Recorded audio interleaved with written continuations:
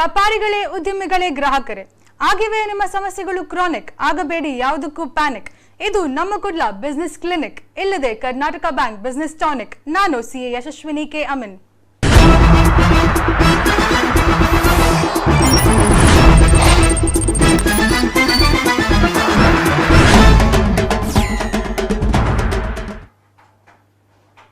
ವೀಕ್ಷಕರೆಲ್ಲರಿಗೂ Karnataka bank business tonic ಕಾರ್ಯಕ್ರಮಕ್ಕೆ ಸ್ವಾಗತ ಹಾಗೂ ಎಲ್ಲರಿಗೂ ಗುರು ಪೂರ್ಣಿಮೆಯ ಶುಭಾಶಯಗಳು. ಒಬ್ಬ ಗುರುವಿನ ಮಾರ್ಗದರ್ಶನ ಇದ್ದರೆ ಮಾತ್ರ ತನ್ನ ಶಿಷ್ಯ ಯಾರೇ ಆಗಿರಲಿ ಮುಂದೆ ಹೋಗಬಹುದಾಗುತ್ತದೆ. ಗುರುವಿನ ಗುಲಾಮನಾಗದಿದ್ದರೆ ದೊರೆಯ ದಂಡ ಮುಕುತಿ ಎನ್ನುವಂತಹ ಪದವನ್ನ ದಾಸರು ಸಹ ಹೇಳಿದ್ದಾರೆ. ವೇದವ್ಯಾಸರ ಹುಟ್ಟಿದ ದಿನವಾದಂತಹ ಇಂದು ಎಲ್ಲರಿಗೂ, ಎಲ್ಲ ಗುರುಗಳಿಗೂ ಗುರು ಪೂರ್ಣಿಮೆಯ ಶುಭಾಶಯಗಳನ್ನು ಹೇಳುತ್ತಾ ಇವತ್ತಿನ ನಮ್ಮ ಕಾರ್ಯಕ್ರಮ ಪ್ರಾರಂಭಿಸೋಣ. ಇವತ್ತಿನ ನಮ್ಮ ಕಾರ್ಯಕ್ರಮದ ವಿಷಯ role of CS in nation building. ಒಬ್ಬ ಸಿಎ ಕೂಡ ಒಂದು ಉತ್ತಮ ಗುರು ಅಂತಾನೆ ಹೇಳಬಹುದು.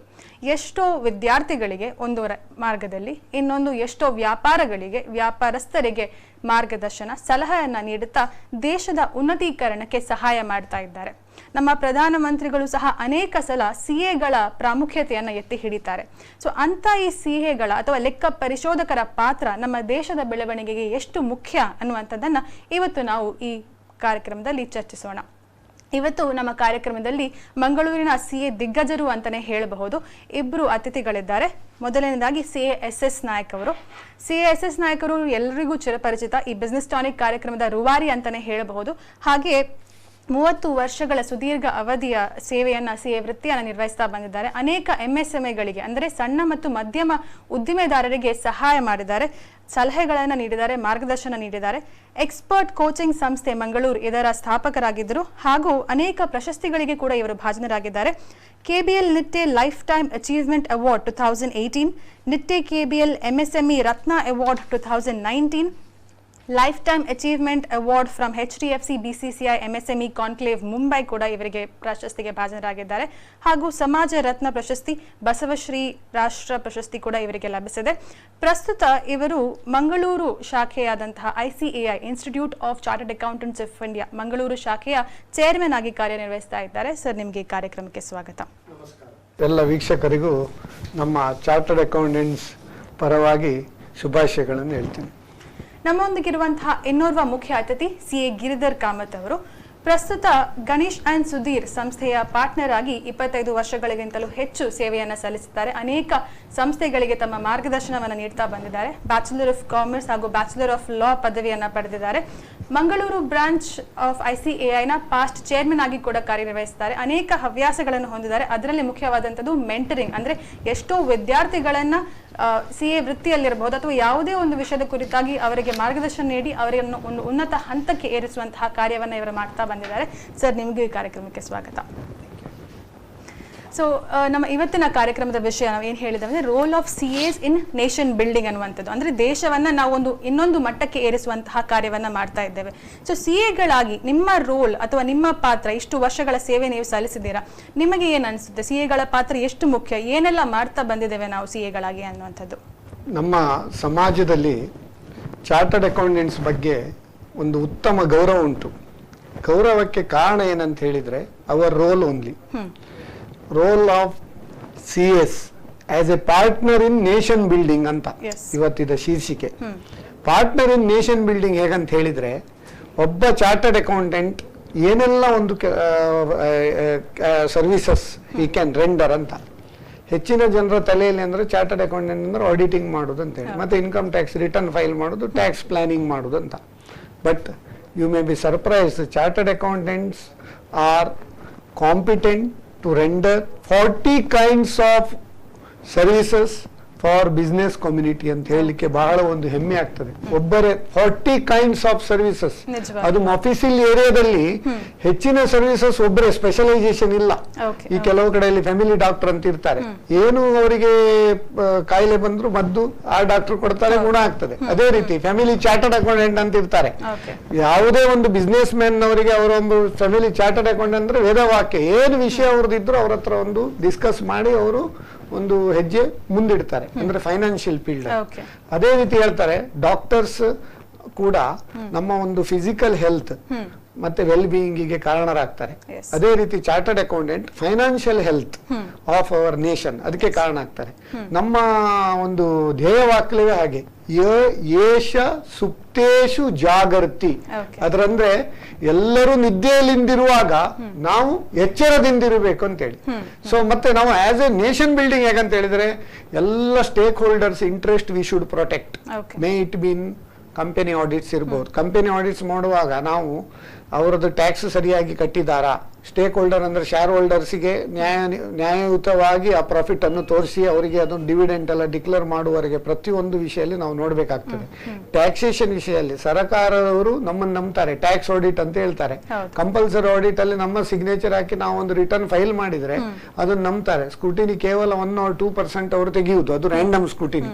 ಅದಲ್ಲದೆ ನಮ್ಮ ಬಜೆಟ್ ಟೈಮಲ್ಲಿ ಇರಬಹುದು, ಅನೇಕ ಕಾನೂನು ಕಟ್ಟಳೆಗಳನ್ನು ಮಾಡುವಾಗ ಸರ್ಕಾರಕ್ಕೆ we are playing the advisory role ಅಂತ ಹೇಳಲಿಕ್ಕೆ ಬಹಳ ಸಂತೋಷ ಆಗ್ತದೆ. ಟ್ಯಾಕ್ಸ್ ವಿಷಯದಲ್ಲಿ ಕೂಡ ಅಲ್ಲ, even we are the advisers in formulating the rules, regulations and law. ಅದಲ್ಲದೆ ಅನೇಕ ಒಂದು ಸಂಘ ಸಂಸ್ಥೆಗಳಲ್ಲಿರ್ಬೋದು, ದೊಡ್ಡ ದೊಡ್ಡ ಕಾರ್ಪೊರೇಟ್ ವಲಯದಲ್ಲಿ ಕೂಡ ಹಾಗೆ ಹೆಡ್ ಆಫ್ ಫೈನಾನ್ಸ್ ಇರ್ಬೋದು, ಸಿಇಒ ಆಗಿರ್ಬೋದು, ಮ್ಯಾನೇಜಿಂಗ್ ಡೈರೆಕ್ಟರ್ ಆಗಿರ್ಬೋದು, ಇಂಡಸ್ಟ್ರಿಯಲ್ಲಿ ಕೂಡ ಚಾರ್ಟರ್ಡ್ ಅಕೌಂಟೆಂಟ್ಸ್ ಅವರ ಕಾರ್ಯಕ್ಷಮತೆಯನ್ನು ಪ್ರಚುರಪಡಿಸಿದ್ದಾರೆ ಅಂತ ಹೇಳಲಿಕ್ಕೆ ಬಹಳ ಸಂತೋಷ ಆಗ್ತದೆ. ಹಾಗೆ ಈ ಜುಲೈ 1 ಮೊನ್ನೆ ನಾವು CA ಡೇ ಅನ್ನು ಆಚರಿಸಿದ್ದೇವೆ. ಅದರ ಪ್ರಯುಕ್ತ ಎಲ್ಲರಿಗೂ CA ದಿನದ ಶುಭಾಶಯಗಳನ್ನು ಹೇಳಲು ಇಚ್ಛಿಸ್ತೇನೆ. ಓಕೆ, ಸೊ ನಿಮ್ಮ ಪ್ರಕಾರ CAಗಳು ಎಲ್ಲ ಒಂದು ಕಾರ್ಯಕ್ಷೇತ್ರದಲ್ಲಿ ತಮ್ಮನ್ನು ತೊಡಗಿಸಿಕೊಂಡಿದ್ದಾರೆ ಅನ್ನೋದು. ಸೊ ಗಿರಿಧರ್ ಸರ್ ಅವರು ಈಗಷ್ಟೇ SS ನಾಯ್ಕ್ ಅವರು ಹೇಳಿದ್ರು, CAಗಳು ಫೈನಾನ್ಷಿಯಲ್ ಡಾಕ್ಟರ್ಸ್ ತರ ಆಗಿರುವಂತದ್ದು ನಮ್ಮ ಇಕಾನಮಿಗೆ ತುಂಬಾ ಮುಖ್ಯ. ಸೊ ನಿಮ್ಮ ಇಷ್ಟು ವರ್ಷಗಳ ಈ ಒಂದು ಏನು ಎಕ್ಸ್ಪೀರಿಯನ್ಸ್ ಇದೆ, ಅದರ ಪ್ರಕಾರ ನಿಮಗೆ ಏನು ಅನ್ಸುತ್ತೆ CA ರೋಲ್ ಎಷ್ಟೇ ಮುಖ್ಯ ಅನ್ನುವಂಥದ್ದು? CA ರೋಲ್ ಎಷ್ಟು ಮುಖ್ಯ ಅಂತ ನೋಡ್ಬೇಕಾದ್ರೆ ನಾವು ನಮ್ಮ ಪೋಸ್ಟ್ ಇಂಡಿಪೆಂಡೆನ್ಸ್ ಇಂದ ಇವತ್ತಿನವರೆಗೆ CAಗಳು ಎಷ್ಟು ನಂಬರ್ಸ್ ಇದ್ದಾರೆ ಮತ್ತು ನಮ್ಮ ರೆವೆನ್ಯೂ ಹೇಗೆ ಇನ್ಕ್ರೀಸ್ ಆಗಿದೆ, ಇದನ್ನು ನೀವು ತುಲನಾ ಮಾಡಿದ್ರೆ ನಮ್ಗೆ ಇದು ಗೊತ್ತಾಗ್ತದೆ. ಯಾಕೆಂದ್ರೆ ಇವತ್ತಿನ ನೀವು ಸ್ಟಾಟಿಸ್ಟಿಕ್ಸ್ ತೆಗೆದ್ರೆ ಸಾಧಾರಣ ಒಂದು 13,000 ಜನರಿಗೆ ಒಬ್ಬ CA ಇದ್ದಾರೆ ನಮ್ಮ ಇಂಡಿಯಾದಲ್ಲಿ. ಸೊ 13,000 CA ಜನರಿಗೆ ಒಬ್ಬ CA ಇರುವಾಗ ನಮ್ಮ ರೆಸ್ಪಾನ್ಸಿಬಿಲಿಟಿ ಎಷ್ಟು ಉಂಟಂತ ನೀವು ಆಲೋಚನೆ ಮಾಡಿ. ಈ 13,000 ಜನರಲ್ಲಿ ಒಂದು 100 ಜನ ಆದ್ರೂ ಸಹ ಆಂಟ್ರಪ್ರಿನರ್ಸ್ ಇದ್ರೆ ಅವರಿಗೆ ಮುಂದೆ ಬರ್ಬೇಕಂತ ಆದ್ರೆ ಅವರಿಗೆ ಹ್ಯಾಂಡ್ ಹೋಲ್ಡಿಂಗ್ ಮಾಡ್ಲಿಕ್ಕೆ ನಮ್ಮ ಎಕಾನಮಿಯಲ್ಲಿ ಒಂದು ಇಕೋ ಸಿಸ್ಟಮ್ ಇನ್ನೂ ಸಹ ಬಿಲ್ಡಪ್ ಆಗ್ಲಿಲ್ಲ. ಈ ಎಲ್ಲದಕ್ಕೂ ಕೂಡ ಈ ಯಂಗ್ ಆಂಟ್ರಪ್ರಿನರ್ಸ್ ಬರೋದು CA ಅವರ ಹತ್ರ. ಸೊ ಅವರು ಬಂದ್ರೆ ಅವ್ರ ಹತ್ರ 100 ಪ್ರಶ್ನೆಗಳಿರ್ತವೆ. ಆ 100 ಪ್ರಶ್ನೆಗಳಿಗೆ ಸಹ ಸರಿಯಾಗಿ ಉತ್ತರ ಕೊಟ್ಟು ಅವರಿಗೆ ಸರಿಯಾಗಿ ಮಾರ್ಗದರ್ಶನ ಮಾಡೋ ಒಂದು ರೆಸ್ಪಾನ್ಸಿಬಿಲಿಟಿ CAಗಳ ಕೈಯಲ್ಲಿದೆ. ಮತ್ತು ಈ ರೆಸ್ಪಾನ್ಸಿಬಿಲಿಟಿಯನ್ನು ಎಲ್ಲಾ CAಗಳು ಕೂಡ ತುಂಬಾ ಖುಷಿಯಿಂದ ಮಾಡ್ತಾ ಇದ್ದಾರೆ. ಯಾಕಂದ್ರೆ ಒಬ್ರು ಸ್ಟಾರ್ಟ್ಅಪ್ ಅವ್ರು ಬರುವಾಗ ಅವ್ರ ಹತ್ರ ಹಣ ಇರುವುದಿಲ್ಲ. ಎಷ್ಟೋ ಸಲ ಜೆರಾಕ್ಸಿ ಕೊಡ್ಲಿಕ್ಕೆ ಸಹ ಅವ್ರ ಹತ್ರ ಹಣ ಇರುವುದಿಲ್ಲ. ಆ ಹಣವನ್ನು ಕೂಡ ನಾವು ಬೇರೆ ಮಾಡಿ ಪ್ರಾಜೆಕ್ಟ್ ರಿಪೋರ್ಟ್ ಮಾಡಿ ಅವರಿಗೆ ಲೋನ್ ಮಾಡಿಸಿ ಅವರದ್ದು ಇನಾಗ್ರೇಷನ್ ಆದ ನಂತರ ಮತ್ತೆ ಎಲ್ಲ ನೋಡುವಂತ 1 ವರ್ಷ ನಂತರ ಸಹ ಅವರಿಗೆ ಬಿಲ್ ಮಾಡದೇ ಇರುವ ಎಷ್ಟೋ ಸ್ಟಾರ್ಟ್ಅಪ್ಗಳು ನಮ್ಮ ಎಲ್ಲ ಆಡಿಟರ್ಸ್ ಫರ್ಮ್ಗಳಲ್ಲಿ ಸಹ ಇದೆ. ಆದ್ರಿಂದ ಈ ಒಂದು ಕ್ವಾಲಿಟಿಯಿಂದಾಗಿ ನಮ್ಮ ಇಂಡಸ್ಟ್ರಿಯಲ್ ಡೆವಲಪ್ಮೆಂಟ್ ಮತ್ತು ನಮ್ಮ ಆಂಟ್ರಪ್ರಿನರ್ಸ್ ಇಕೋಸಿಸ್ಟಮ್ ಅನ್ನು ಬಿಲ್ಡಪ್ ಮಾಡಲಿಕ್ಕೆ that is also a form of building a nation. Building a nation ಇಂದ ನಾವು ಬಿಲ್ಡಿಂಗ್ಸ್ ಕಟ್ಟಬೇಕಂತ ಇಲ್ಲ, ನಾವು ಏನು ಜಿಯೋಗ್ರಫಿಕಲಿ ಏನು ಇದು ಮಾಡ್ಬೇಕಂತ ಇಲ್ಲ. What we have to do is we have to put in that ethos and pathos of these entrepreneurs so that the community as a whole grows and is independent and economically it grows. So that has been the underlining principle of all the chartered accountants practicing. And apart from all this, a country is not just a geographical area. Now nation building anta heluvaga India was not built after 1947. Yes. Okay, India as Bharat, ನಮ್ಮ constitution also ಹೇಳಿದೆ, has been there for the last 10 to 12,000 years. Yes.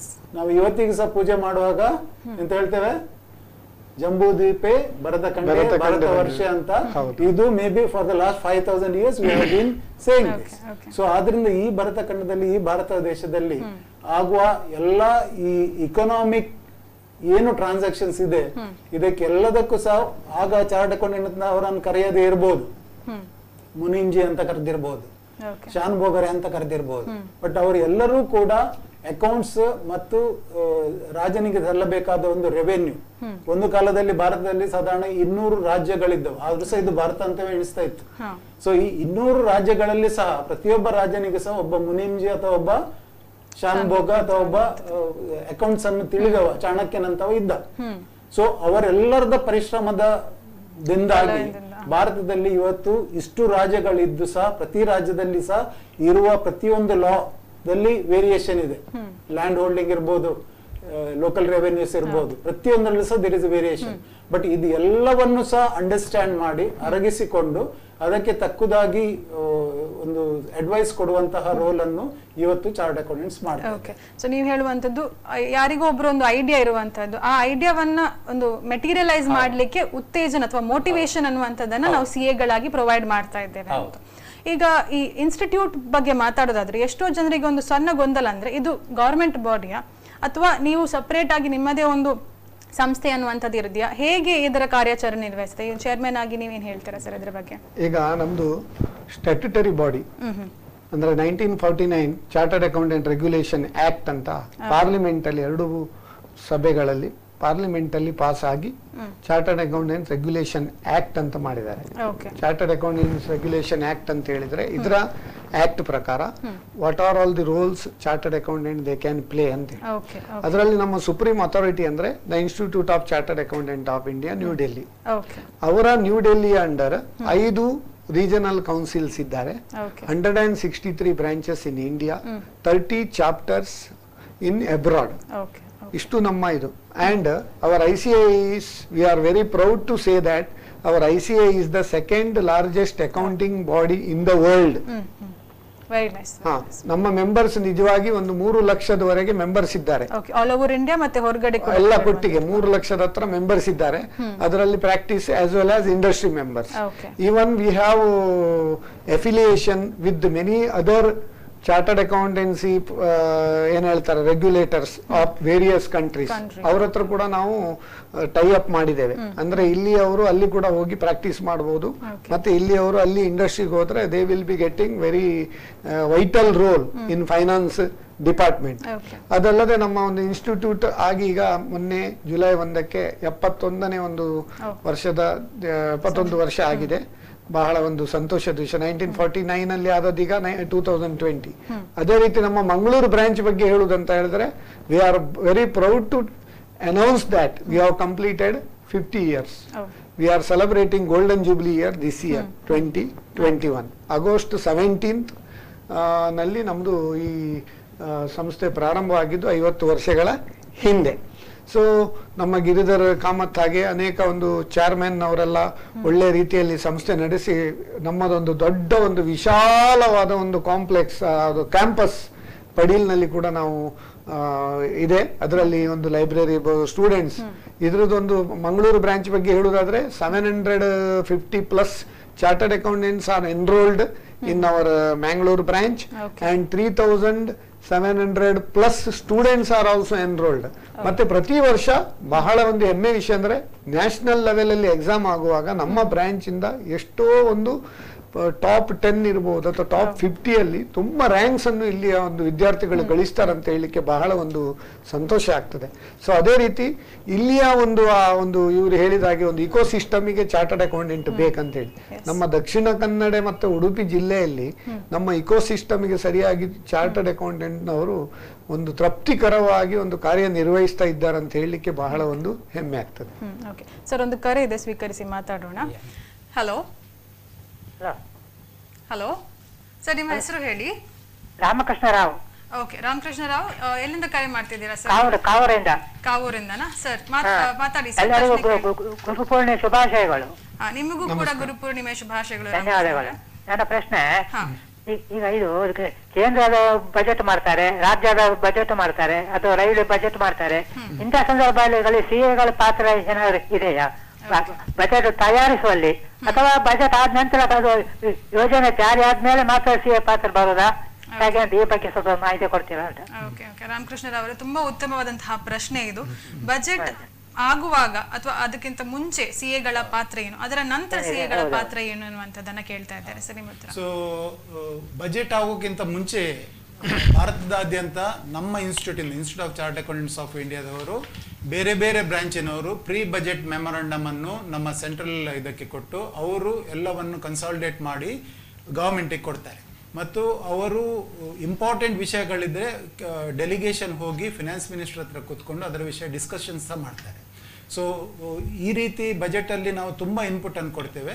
ಮತ್ತು budget ಆದ ನಂತರವೂ ಕೂಡ ಈಗ ನೀವು ಆಲೋಚನೆ ಮಾಡಿ, ಫೆಬ್ರವರಿಯಲ್ಲಿ ನಮಗೆ ಬಜೆಟ್ ಬರ್ತದೆ, ಏಪ್ರಿಲ್ 1ನೇ ತಾರೀಕಿಂದ ಈ ಬಜೆಟ್ ಲಾಗೂ ಆಗ್ತದೆ, ಇಂಪ್ಲಿಮೆಂಟೇಷನ್ ಏಪ್ರಿಲ್ 1ನೇ ತಾರೀಕಿಂದ ಆಗ್ತದೆ. ಇಷ್ಟು ಬೇಗ ಇದು ಸಾರ್ವತ್ರಿಕವಾಗಿ ಎಲ್ಲ ಬಿಸ್ನೆಸ್ ಮ್ಯಾನ್ಗಳಿಗೆ ಅರ್ಥ ಆಗ್ಬೇಕಂತಾದ್ರೆ ಇದು ಯಾವುದೇ ಕಾಲೇಜಲ್ಲಿ ಕಲಿಸೋದಿಲ್ಲ, ಯಾವುದೇ ಯೂನಿವರ್ಸಿಟಿಯಲ್ಲಿ ಇದನ್ನು ಕಲಿಸೋದಿಲ್ಲ. ಇದನ್ನು ಜನರಿಗೆ ಅರ್ಥ ಆಗುವಾಗೆ ಹೇಳುವವರು ಚಾರ್ಟ್ ಅಕೌಂಟೆಂಟ್ಸ್. ಸೊ ಈ ರೋಲ್ ಅನ್ನು ನಾವು ತುಂಬಾ ದಕ್ಷವಾಗಿ ನಿರ್ವಹಿಸಿದ್ದೇವೆ ಅಂತ ತುಂಬಾ ಒಂದು ಸಂತೋಷದಲ್ಲಿ ಇದನ್ನು ಹೇಳ್ತೇವೆ.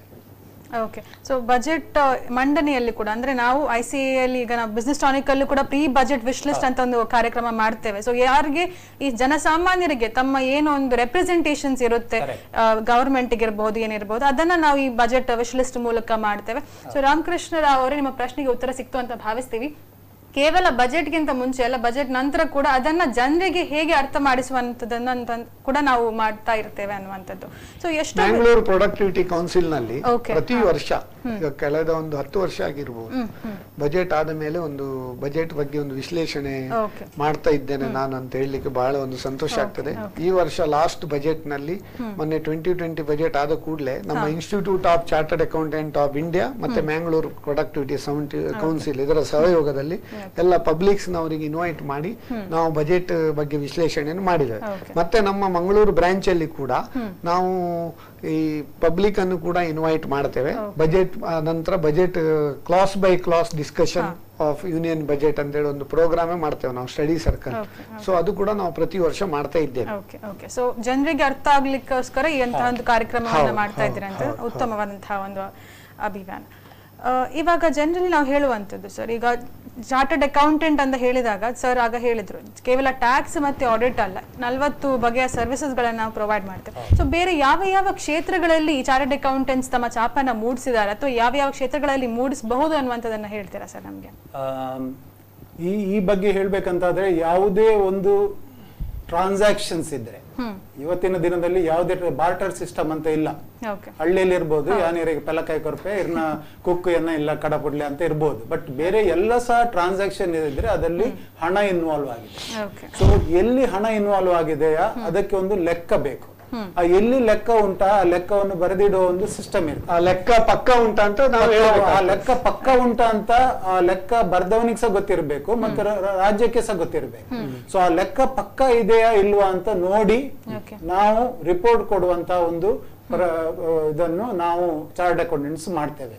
ಯಾವುದೇ ಟ್ರಾನ್ಸಾಕ್ಷನ್ ಇರ್ಬೋದು, ರೈಟ್ ಫ್ರಮ್ ನೀವು ಡಿಫೆನ್ಸ್ ಬೇಕಾದ ಒಂದು ಮೆಟೀರಿಯಲ್ ಅನ್ನು ಪರ್ಚೇಸ್ ಮಾಡೋದ್ರಿಂದ ಹಿಡಿದು ನಮ್ಮ ಲೋಕಲ್ ಲೆವೆಲ್ ಅಲ್ಲಿ ಮೀನು ಹಿಡಿದು ಮಾರುವವರೆಗೆ ಪ್ರತಿ ಒಂದು ಎಕ್ಸ್ಟೆಂಡ್ ಅಲ್ಲಿ ಸಹ ನಮ್ಮ ಒಂದು ಕೊಡುಗೆ ಇರ್ತದೆ.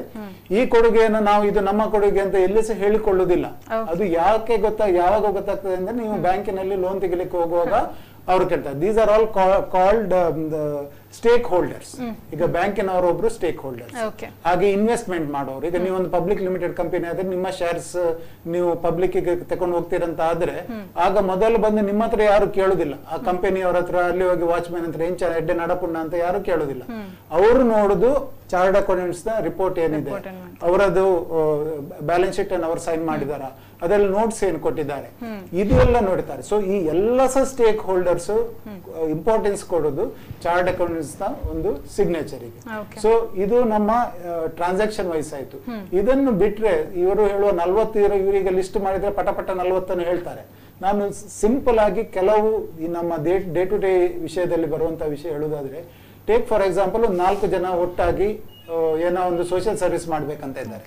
ಅವರು ಸೋಷಿಯಲ್ ಸರ್ವಿಸ್ ಮಾಡುವಾಗ ಅವ್ರಿಗೆ ಹಣ ಬರ್ತದೆ. ಆ ಹಣವನ್ನು ಯಾರ ಬ್ಯಾಂಕ್ ಅಲ್ಲಿ ಹಾಕೋದು? ಒಬ್ಬನ ಬ್ಯಾಂಕ್ ಅಕೌಂಟ್ ಅಲ್ಲಿ ಹಾಕಿದ್ರೆ ನಾಳೆ ಅವತ್ತಿಂದ ಅಂತ ಆಗ್ತದೆ. ಸೊ ಇದಕ್ಕೆ ಏನ್ ಮಾಡ್ಬೇಕಂತ ಅವರಲ್ಲಿ ಪ್ರಶ್ನೆ ಮೂಡಿದ್ರೆ ಅವರು ಬರೋದು ಚಾರ್ಟರ್ಡ್ ಅಕೌಂಟೆಂಟ್ಸ್ ಹತ್ರ. ಇವರಿಗೆ ಟ್ರಸ್ಟ್ ಮಾಡ್ಬೇಕು. ಟ್ರಸ್ಟ್ ಮಾಡ್ಬೇಕಾದ್ರೆ ಅಡ್ವೊಕೇಟ್ ಹತ್ರ ಹೋದ್ರೆ ಅವ್ರು ಟ್ರಸ್ಟ್ ಡೀಡ್ ಮಾಡಿ ಕೊಡ್ತಾರೆ. ಅದನ್ನ ಅವ್ರು ನಾಳೆ ಖಾಲಿ ಟ್ರಸ್ಟ್ ಡೀಡ್ ಮಾಡಿ ಟ್ರಸ್ಟ್ ಮಾಡಿದರೆ ನೀವು ಅದರಿಂದ ಏನು ಮುಂದುವರಿಸಲಿಕ್ಕೆ ಆಗುದಿಲ್ಲ. ಇದಕ್ಕೆ ನೀವು ಇನ್ಕಮ್ ಟ್ಯಾಕ್ಸ್ ಅಲ್ಲಿ ರಿಜಿಸ್ಟ್ರೇಷನ್ ತಗೊಳ್ಬೇಕು. ಒಂದು ಕರೆ ಇದೆ, ಸ್ವೀಕರಿಸಿ ಮಾತಾಡೋಣ. ಹಲೋ ನಮಸ್ಕಾರ, ನಾನು ರಾಮರಾವ್, ಮಂಗಳೂರು ಕೊಟ್ಟಾರ ಚೌಕಿಯಿಂದ. ನಮಸ್ತೆ ರಾಮರಾವ್ ಅವರೇ. ಮಂಗಳೂರು ಪ್ರೊಡಕ್ಟಿವಿಟಿ ಕೌನ್ಸಿಲ್ ನ ಅಧ್ಯಕ್ಷರಾಗಿ ಕಾರ್ಯನಿರ್ವಹಿಸ್ತಾ ಇದ್ದಾರೆ. ರಾಮರಾವ್ ಸರ್ ಅವರೇ, ನಿಮ್ಮ ಪ್ರಶ್ನೆ ಕೇಳಿ. ನಮಸ್ಕಾರ. ಮೂರು ಸಿ ಎ ಟ್ರಿಯೋಸ್ ಇದ್ದೀರಿ, ನಿಮಗೆ ಶುಭಾಶಯಗಳು. ಮತ್ತೆ ಅದರಲ್ಲಿ 2 ಸ್ಟಾಲ್ವರ್ಟ್ಸ್ ಇದ್ದೀರಿ, ಒಂದು ಪಾಸ್ಟ್ ಚೇರ್ಮನ್, ಇನ್ನೊಂದು present and fast FAST fast chairman of the institute ಇದ್ದೀರಿ. ಮತ್ತೆ 1 ಜೂಲೈ ಲೆಕ್ಕ ಪರಿಶೋಧಕ ದಿವಸ SS ನಾಯ್ಕರಿಗೆ ಕೆನರಾ ಬ್ಯಾಂಕಿನ ಸನ್ಮಾನ ಮಾಡಿತ್ತು, ಅದು ಫೋಟೋ ಎಲ್ಲ ನೋಡಿ ಖುಷಿ ಆಯ್ತು. ಮತ್ತೆ ಯಶಸ್ವಿನಿ ಕೂಡ BCom gold medalist, CA at the age of 22 ವರ್ಷದಲ್ಲಿ CA ಮುಗಿಸಿದ್ದಾರೆ. ಸೊ ನಿಮ್ಮ 3 ಜನರು ನಮ್ಮ ಈ ಕಾರ್ಯಕ್ರಮಕ್ಕೆ, ನಮ್ಮ ಕುಳ್ಳ ಕಾರ್ಯಕ್ರಮಕ್ಕೆ ನೋಡ್ಲಿಕ್ಕೆ ಖುಷಿ ಆಗ್ತದೆ. ಸಾಧಾರಣ ನನ್ನ 2-3 ಪ್ರಶ್ನೆ ಉಂಟು. 20-25 ವರ್ಷಗಳ ಹಿಂದೆ CA ಎಕ್ಸಾಮ್ ಅಂದ್ರೆ ಕಬ್ಬಿಣ ಕಡ್ಲೆಕಾಯಿ ಇತ್ತು, ಆದ್ರೆ ಈಗ ಅಷ್ಟಿಲ್ಲ, ಕೆಲವರೆಲ್ಲ ಹೆಚ್ಚು ಪಾಸ್ ಆಗ್ತದೆ ನಾವು ನೋಡಿದ್ದೇನೆ. ಮತ್ತೆ ಮುಂದಿನ ದಿನಗಳಲ್ಲಿ ಇನ್ನೂ CAಗೆ ಹೆಚ್ಚು ಡಿಮಾಂಡ್ ಬರ್ಬೋದು, ಯಾಕಂದ್ರೆ ಈ ಕೊರೋನಾ ಎಫೆಕ್ಟ್ ಆಗಿಂದಾಗಿ ಡೆಂಟಿಸ್ಟಿಗೆ ಪ್ರೊಫೆಷನ್ ಅಲ್ಲಿ ಇನ್ನು ತುಂಬಾ ಕಡಿಮೆ ಜನ ಹೋಗ್ಬೋದು. ಅದರಿಂದ ಜಾಬ್ ಆಪರ್ಚುನಿಟೀಸ್ ಚಾರ್ಟೆಡ್ ಅಕೌಂಟೆಂಟ್ಸ್ ಅಲ್ಲಿ ಹೆಚ್ಚು ಆಗ್ಬಹುದು ಅಂತ ಹೇಳಿ ನನ್ನ ಅನಿಸಿಕೆ. ಅದ್ರಲ್ಲಿ ಇನ್ನೊಂದು ಕಾರಣ ಉಂಟು, ಪ್ರಾಕ್ಟೀಸಿಂಗ್ ಚಾರ್ಟೆಡ್ ಅಕೌಂಟ್ಸ್ ಗೆ ಟ್ರಾನ್ಸ್ಫರ್ ಇಲ್ಲ, ರಿಟೈರ್ಮೆಂಟ್ ಇಲ್ಲ. ಅದರಿಂದ ಒಂದು ಪ್ರಶ್ನೆ ಅಂದ್ರೆ, ಈ CA ಎಕ್ಸಾಮ್ ಸ್ಟೂಡೆಂಟ್ಸ್ ಗೆ CA ಎಕ್ಸಾಮ್ ಪಾಸ್ ಆಗ್ಲಿಕ್ಕೆ ನಿಮ್ಮದು ಟಿಪ್ಸ್ ಎಲ್ಲ ಯಾವ್ದು ಅಂತ ಹೇಳ್ಬಹುದು. ಮತ್ತೆ ಇತ್ತೀಚೆಗೆ ಮೋದಿ ಅವರು 1 nation 1 Aadhaar card 1 ration card ಅಂತ ಹೇಳಿ, ಈಗ GST ಬಂದಿದೆ, ಆದ್ರೂ 1 ನೇಷನ್ 1 ಟ್ಯಾಕ್ಸ್ ಕಾರ್ಡ್ ಅಂತ 1 ಟ್ಯಾಕ್ಸ್ ಅಂತ ಹೇಳಿ ಬರ್ಬೋದಾ ಅಂತ ಒಂದು ಪ್ರಶ್ನೆ. ಎರಡನೇದು, ಇನ್ನೊಂದು ಈ ಬ್ಯಾಂಕಿನಲ್ಲಿ ಇಂಟರ್ನಲ್ ಲೆಕ್ಕ ಪರಿಶೋಧಕರು, ಎಕ್ಸ್ಟರ್ನಲ್ ಲೆಕ್ಕ ಪರಿಶೋಧಕರುಗಳೆಲ್ಲ ಇರ್ತದೆ, ಅದು ಕೂಡ ಈ ಪಂಜಾಬ್ ನ್ಯಾಷನಲ್ ಬ್ಯಾಂಕ್, ಸತ್ಯಂ ಕಂಪ್ಯೂಟರ್, ಅದ್ರಲ್ಲೆಲ್ಲ ಫ್ರಾಡ್ ಆಗುವುದು ಹೇಗೆ ಅಂತ ಒಂದು ಪ್ರಶ್ನೆ. ಕೊನೆಯ ಪ್ರಶ್ನೆ, ಈ ನೀವು ಕೆಲವು ಕಂಪನಿ ಅಕೌಂಟ್ಸ್ ಅಥವಾ ಬ್ಯಾಂಕ್ ಅಕೌಂಟ್ಸ್ ಎಲ್ಲ ಸ್ಕ್ರೂಟಿನೈಸ್ ಮಾಡುವಾಗ ನೀವು ಕೆಳಗೆ ಫುಟ್ ನೋಟ್ ಬರಿಬಹುದು, ಆದ್ರೆ ಮೇಜರ್ ಫ್ರಾಡ್ಸ್ ಇದ್ರೆ ರಿಸರ್ವ್ ಬ್ಯಾಂಕ್ ಅಥವಾ ಗವರ್ಮೆಂಟ್ ಇನ್ಕಮ್ ಟ್ಯಾಕ್ಸ್ ಅಥಾರಿಟಿಸ್ಗೆಲ್ಲ ತಿಳಿಸ್ತೀರಾ ಅಂತ ಹೇಳಿ. ನಮಸ್ಕಾರ. ಉತ್ತಮವಾದಂತಹ ಪ್ರಶ್ನೆಗಳನ್ನೇ ಕೇಳಿದ್ದಾರೆ. ಪ್ರಶ್ನೆಗಳ ಸುರಿಮಳೆ. ಹೌದು, ಮೊದಲನೇದಾಗಿ ಅವ್ರು ಕೇಳಿದ್ರು ಮಳೆಗಾಲ ಅಲ್ಲ, ಹಾಗೆ ಪ್ರಶ್ನೆಗಳ ಸುರಿಮಳೆ. ಸೊ ಈಗ ಡಿಮಾಂಡ್ ಜಾಸ್ತಿ ಆಗಿರುವಂತದ್ದು ಅಂತ ಹೇಳ್ತಾರೆ. ಪ್ಲಸ್ ನಾವು ಮಕ್ಕಳಿಗೆ ಇಬ್ರು ಕೂಡ, ನೀವು ಎಕ್ಸ್ಪರ್ಟ್ ಕಾಲೇಜ್ ಸಂಸ್ಥೆಯ ಸ್ಥಾಪಕರಾಗಿದ್ದೀರಿ, ನೀವು ಕೂಡ ಮೆಂಟರಿಂಗ್ ಮಾಡ್ತಾ ಇದ್ದೀರಾ. ಈ ಸ್ಟೂಡೆಂಟ್ಸ್, ಈ ವಿದ್ಯಾರ್ಥಿಗಳಿಗೆ ಯಾವ ರೀತಿಯಾದಂತಹ ಒಂದು ಸಲಹೆಗಳನ್ನ ಕೊಡ್ಬೇಕಂತ ಹೇಳ್ತೀರಾ ಈ ಸಂದರ್ಭದಲ್ಲಿ? ಈಗ ಎಕ್ಸಾಮ್ಸ್ ಇವಾಗ ಏನೋ ಕ್ಯಾನ್ಸಲ್ ಆಗಿದೆ, ಬಟ್ ಮುಂದೆ ಬರೆಯುವಂತವರಿಗೆ ಆ ಆತ್ಮಸ್ಥೈರ್ಯ ತುಂಬಬೇಕಾಗುವಂತಹ ಸಂದರ್ಭ ಇದು. ಸೊ ಏನ್ ಹೇಳ್ತೀರಾ ನೀವಿಬ್ರು? ನೋಡಿ, ಚಾರ್ಟರ್ಡ್ ಅಕೌಂಟೆನ್ಸಿ ಕೋರ್ಸ್ ಅಂದ್ರೆ ಬೇರೆ BCom ಡಿಗ್ರಿ, ಬೇರೆ ಯಾವ ಡಿಗ್ರಿ ಹಾಗೆ ಲೈಟ್ಲಿ ತಕೊಳ್ಳಿಕ್ ಆಗುದಿಲ್ಲ. ಇಲ್ಲಿ answer any out of 10, any 5 ಹಾಗೆಲ್ಲ ಇಲ್ಲ. ಇಲ್ಲಿ you have to answer compulsory all, because after passing CA either in your profession or in your industry, your role is advisory role. Okay. When you are playing advisory role, you are supposed to know in depth. Yes. ಅದಕ್ಕೆ ನಾನು ಆವಾಗ ಹೇಳಿದೆ ನೋಡಿ, ನಮ್ಮ ಒಂದು ಇದು ಕೂಡ slogan ಏನು, ಏಷ ಸುಪ್ತೇಶು ಜಾಗರ್ತಿ ಅಂತೇಳಿ. ಅಂದ್ರೆ ಎಲ್ಲರೂ ನಿದ್ದೆಯಿಂದಿರುವಾಗ ನಾವು ಎಚ್ಚರದಿಂದಿರಬೇಕು ಅಂತೇಳಿ. 6th ಸೆನ್ಸ್ ಅಲ್ಲ, we should have 7th sense. ನಮ್ಮ ಸಿಂಬಲ್ ಕೂಡ ನೋಡಿ ಗರುಡ. ಯಾಕೆ Garuda? Eagle. Because when it rains, all birds they go to nest, whereas the eagle flies above the cloud and it will still fly. So it will fly high. So ನಾವು ಯಾವುದೇ ಕಷ್ಟ ಇರಬಹುದು, ಯಾವುದೇ problem ಇರಬಹುದು. ಈಗ ಈ ಕೊರೋನಾ ಟೈಮಲ್ಲಿ ಕೂಡ ನಾವು ಹೇಳ್ತೇವೆ, ಎನಿ ಇಶ್ಯೂಸ್ ಇದ್ರೆ ಅದನ್ನು ಹೇಗೆ ರಿಸಾಲ್ವ್ ಮಾಡೋದಂತೇಳಿ ಅವರಿಗೆ ಆ ಒಂದು ಆತ್ಮಸ್ಥೈರ್ಯ ತುಂಬುವ ಕೆಲಸ ಮಾಡೋದು ಫಸ್ಟ್ ಚಾರ್ಟರ್ಡ್ ಅಕೌಂಟೆಂಟ್. ಈಗ ವಿದ್ಯಾರ್ಥಿಗಳ ಬಗ್ಗೆ ನೀವು ಹೇಳಿದ್ರಿ, ವಿದ್ಯಾರ್ಥಿಗಳ ಬಗ್ಗೆ ಹೇಳಿದ್ರೆ ಒಂದು ಸಿಂಪಲ್ ನಾನು ಹೇಳ್ತೇನೆ. If you want to shine like a sun, you should first burn like a sun. You cannot shine like a sun unless you burn like a sun ಅಂತ. ಅಂದ್ರೆ ತುಂಬಾ ಜನರಿಗೆ ದೇ ಟೇಕ್ ಇಟ್ ಲೈಟ್ಲಿ. ನೋಡಿ, chartered accountant ವಿದ್ಯಾರ್ಥಿಗಳಿಗೆ ಇದ್ದಷ್ಟು ಒಂದು facilities, ಒಂದು ಯೋಗ ಎಲ್ಲಿ ಇಲ್ಲ. ಯಾಕಂದ್ರೆ ಈಗ ಕಾಲೇಜಿನಲ್ಲಿ ಹೋಗಿ ಕ್ಲಾಸ್ ರೂಮ್ ಅಲ್ಲಿ ಅಧ್ಯಾಪಕರು ಹೇಳಿದ ಪಾಠ ಮಾತ್ರ ಕೇಳಿದ್ದು. ಇಲ್ಲಿ ಹಾಗಲ್ಲ, ಇಲ್ಲಿ ಕೋಚಿಂಗ್ ಇರ್ತದೆ. ಆಮೇಲೆ chartered accountant under 3 years articleship, gurukula system of education. ಗುರುವಿನ ಎಲ್ಲಾ ಪಟ್ಟುಗಳನ್ನು ಶಿಷ್ಯ ಕಲಿಬಹುದು. ಕಸ್ಟಮರ್ ಹತ್ರ direct interaction, practical knowledge, theoretical knowledge, ಮತ್ತೆ ಸ್ಟಡಿ ಮೆಟೀರಿಯಲ್ ಅಂತ ಇನ್ಸ್ಟಿಟ್ಯೂಟ್ ಅವ್ರು, ಅದು ಉತ್ಕೃಷ್ಟ ಮೆಟೀರಿಯಲ್, ಅದನ್ನು ಕೂಡ ಓದಬಹುದು. ಕ್ಲಾಸಸ್ ಇರ್ತದೆ. ಅದಲ್ಲದೆ CA ಜಾಯಿನ್ ಆಗುವ ಮುಂಚೆ ಅವರ ಎಕ್ಸಾಮ್ ಪಾಸ್ ಆದ್ರೂ ಕೂಡ ITT ಟ್ರೈನಿಂಗ್ ಉಂಟು. Okay, computer training. Computer training ಅಲ್ಲಿ ಅವರಿಗೆಲ್ಲ ಕಂಪ್ಯೂಟರ್ ವಿಷಯದಲ್ಲಿ ಅವರು ಇದಾಗಬೇಕು. Okay. ಆಮೇಲೆ GMCS ಅಂತ ಇರ್ತದೆ, ಜನರಲ್ ಮ್ಯಾನೇಜ್ಮೆಂಟ್ ಕಮ್ಯುನಿಕೇಶನ್ ಸ್ಕಿಲ್. ಅದು ಫೈನಲ್ ಅಲ್ಲಿ, ಅದ್ರ ಮುಂಚೆ ಓರಿಯೆಂಟೇಶನ್ ಅಂತ ಒಂದು ಇರ್ತದೆ ಜಾಯ್ನ್ ಆಗುವ ಮುಂಚೆ. Okay. ಸೊ ಇದೆಲ್ಲ ಒಂದು ಆ ಪರೀಕ್ಷೆಗಿಂತ ಜಾಸ್ತಿ ಅಗ್ನಿ ಪರೀಕ್ಷೆ ಅಂತ ಹೇಳ್ಬೋದು CA ಅಲ್ಲಿ. ಈ ಅಗ್ನಿ ಪರೀಕ್ಷೆಯಲ್ಲಿ ಪಾಸ್ ಆದವ ಮಾತ್ರ ಅವ CA ಗೆ ಎನ್ರೋಲ್ ಆಗ್ಲಿಕ್ಕೆ ಎಲಿಜಿಬಲ್. ಆಮೇಲೆ ನಮ್ಮ ಗುರುಕುಲ ಸಿಸ್ಟಮ್ ಆಗಿ ಗುರು ಹತ್ರ ಕಲಿಬಹುದು. ಕೋಚಿಂಗ್ ಕೂಡ ಉಂಟು. ಕಾಲಕ್ಕೆ ನಮ್ಮ ಇದು ಏನ್ ಹೇಳ್ತಾರೆ, ಒಂದು ಸಜೆಸ್ಟೆಡ್ ಕ್ವಶನ್ ಆನ್ಸರ್ ಇರ್ತದೆ ಎಲ್ಲ. ಅಲ್ಟಿಮೇಟ್ಲಿ ಏನಂತ ಹೇಳಿದ್ರೆ, you cannot take things lightly. If you know the subject in depth, definitely it is difficult to fail in C ಅಂತ ಹೇಳ್ಬೋದು. It is hard but not difficult ಅನ್ನುವಂಥದ್ದು. ಮತ್ತೊಂದು, ನೀವು ರಾಮರಾಯರ್ ನೀವು ಹೇಳಿದ್ರಿ ಮುಂಚೆ ಕಬ್ಬಿಣದ ಕಡಲೆಕಾಯಿ ಆಗಿತ್ತು, ಈಗ ತುಂಬಾ ಈಸಿ ಆಗಿದೆ ಅಂತ. ಇಲ್ಲ, ಈಗ ಸಹ ಕಬ್ಬಿಣದ ಕಡಲೆಕಾಯಿಯೇ ಉಂಟು, ಬಟ್ ಈಗಿನ ಮಕ್ಕಳ ಹಲ್ಲು ಸ್ವಲ್ಪ ಗಟ್ಟಿ ಉಂಟು. ಅದು ಯಾಕೆ ಗಟ್ಟಿ ಉಂಟು ಅಂದ್ರೆ ಅವರು ಬೆಳೆಯುವಾಗ ಆ ನಮೂನೆ ಡಿಸ್ಟ್ರಾಕ್ಷನ್ ಉಂಟು. ಈಗ ನಾವು ಈಗ CA ಎಕ್ಸಾಮಿಗೆ ಕುತ್ಕೊಂಡ್ರೆ ಪಾಸ್ ಆಗುದಿಲ್ಲ, ನಾನು ಆಗುದಿಲ್ಲ, ಇವರು ಆಗ್ಬೋದು, ನಮಗೆ ಅದು ಪಾಸ್ ಆಗ್ಲಿಕ್ಕೆ ಸಾಧ್ಯ. ಯಾಕೆಂದ್ರೆ ಇವತ್ತಿನ ದಿನದಲ್ಲಿ ಮಕ್ಕಳಿಗೆ ಆ ನಮೂನೆಯ ಡಿಸ್ಟ್ರಾಕ್ಷನ್ ಉಂಟು. ಸೊ ಈ ಡಿಸ್ಟ್ರಾಕ್ಷನ್ ನ ಮಧ್ಯದಲ್ಲಿ ಕೂಡ ಅವರು ಕಾನ್ಸಂಟ್ರೇಟ್ ಮಾಡಿ ಎಕ್ಸಾಮ್ ಬರೀತಾರಂತ ಆದ್ರೆ ಅದು ಒಳ್ಳೇದು. ಇನ್ನೊಂದು ಯಾಕೆಂದ್ರೆ ಈಗ ಅಪ್ ಟು ಕಾಲೇಜ್ನ ಹೊರಗಿನ ಸ್ಟ್ಯಾಂಡರ್ಡ್ ತುಂಬಾ ಕಡಿಮೆ ಆಗಿದೆ. ಈ CA ಮಾಡುವ ಮಕ್ಕಳು ಜಸ್ಟ್ ಎಕ್ಸಾಮಿಗೆ ಕೂತ್ಕೊಂಡ್ರೆ ಸಾಕು, ಕಾಲೇಜ್ ಎಕ್ಸಾಮ್, BCom ಈಗ ಈವ್ನಿಂಗ್ ಕಾಲೇಜಿಗೆ ಹೋಗೋ ಮಕ್ಕಳು ಅವ್ರು ರಜೆ ಕೂಡ ತಗೊಳ್ಳೋದಿಲ್ಲ. Straight away they walk into the examination hall and they score anywhere between 75 to 80%. So this is how it is. Sir, ಸ್ವೀಕರಿಸೋಣ. ಹಲೋ ಹಲೋ ಹಲೋ, ನಮಸ್ತೆ ಮೇಡಮ್, ನಿಮ್ಮ ಹೆಸರು ಹೇಳಿ. ನನ್ನ ಹೆಸರು ಶ್ವೇತಾ ಅಂತ. I am talking from Udupi. I am article student okay okay, Shweta and I'm doing my articleship and now I want to get into finals. Okay ನಂದು intermediate clear ಆಗಿದೆ. Okay. ಈಗ ಫೈನಲ್ಸ್ ಗೆ ಹೋಗ್ಬೇಕಾದ್ರೆ ಎವ್ರಿವನ್ ಟೆಲ್ಸ್ ದಟ್ ಫೈನಲ್ಸ್ ಗೆ ತುಂಬಾ effort ಹಾಕ್ಬೇಕು, in that knowledge ಇರಬೇಕು. And how can I balance my articleship and finals together? Any tips sir?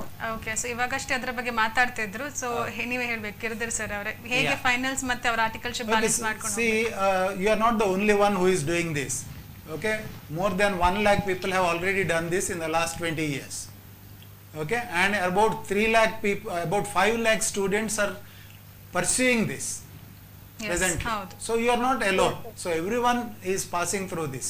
So how you can correlate or how you can cope up with these two? Number one, ನೀವು as a ritual coaching ಗೆ ಹೋಗಬೇಡಿ. Okay, so routinely ಇದಾಯ್ತು, ಇನ್ನು ನಾನು ಫೈನಲಿಗೆ register ಮಾಡೋದು, ನಾಳೆಯಿಂದ coaching ಕ್ಲಾಸಿಗೆ ಹೋಗೋದು, ನೋ. ಬಿಕಾಸ್ ಕೋಚಿಂಗ್ ಕ್ಲಾಸಿಗೆ ನೀವು ಈಗಲೇ ಹೋಗ್ಲಿಕ್ಕೆ ಶುರು ಮಾಡಿ 2 ವರ್ಷದೊಳಗೆ ನಿಮ್ಮ ಎಲ್ಲ ಕೋಚಿಂಗ್ ಆಯ್ತು ಅಂದರೆ ನೀವು ಮನಸ್ಸಿನಲ್ಲಿ ಎನ್ನ ಪೂರ ಆತನ ಓದುದು ಅಂತ ಇರ್ತದೆ ಶಿವ. ಎಕ್ಸಾಮಿನೇಷನ್ಗೆ ಹೋಗಿದ್ರೆ ನಿಮಗೆ ಬರೀಲಿಕ್ಕೆ ಆಗುದಿಲ್ಲ. So the best thing to do is to go on a questioning mode. ನಿಮಗೆ ಯಾವಾಗ ಯಾವ ಪ್ರಶ್ನೆಗೆ ಆನ್ಸರ್ ಬೇಕಂತ ಎಣಿಸ್ತದೆ ಆಗ ಆ ಪರ್ಟಿಕ್ಯುಲರ್ ಸಬ್ಜೆಕ್ಟ್ ಅಲ್ಲಿ ನೀವು ಹೋಗಿ ಅದರ ಥ್ರೂ ನೀವು ಇದು ಮಾಡಬೇಕು. That is how you have to do.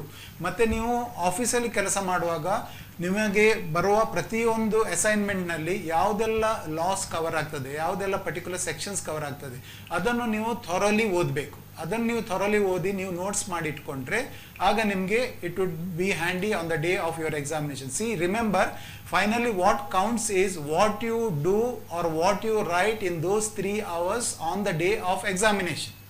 ನೀವು ಎಷ್ಟೇ ಓದಿರ್ಬೋದು, ಎಷ್ಟೇ ನೀವು ಇಂಟೆಲಿಜೆಂಟ್ ಇರ್ಬೋದು, but on the day of the examination ಆ 3 ಗಂಟೆಯಲ್ಲಿ ನಿಮಗೆ ನಿಮ್ಮ ಬೆಸ್ಟ್ ಪರ್ಫಾರ್ಮ್ ಮಾಡ್ಲಿಕ್ಕೆ ಆಗದಿದ್ದರೆ the evaluator goes by that. ಆದ್ದರಿಂದ ಅದು ಆಗಬೇಕಾದ್ರೆ you should have a thorough preparation, and thorough preparation includes having a notes which will be of help to you on the day or the previous day of the examination.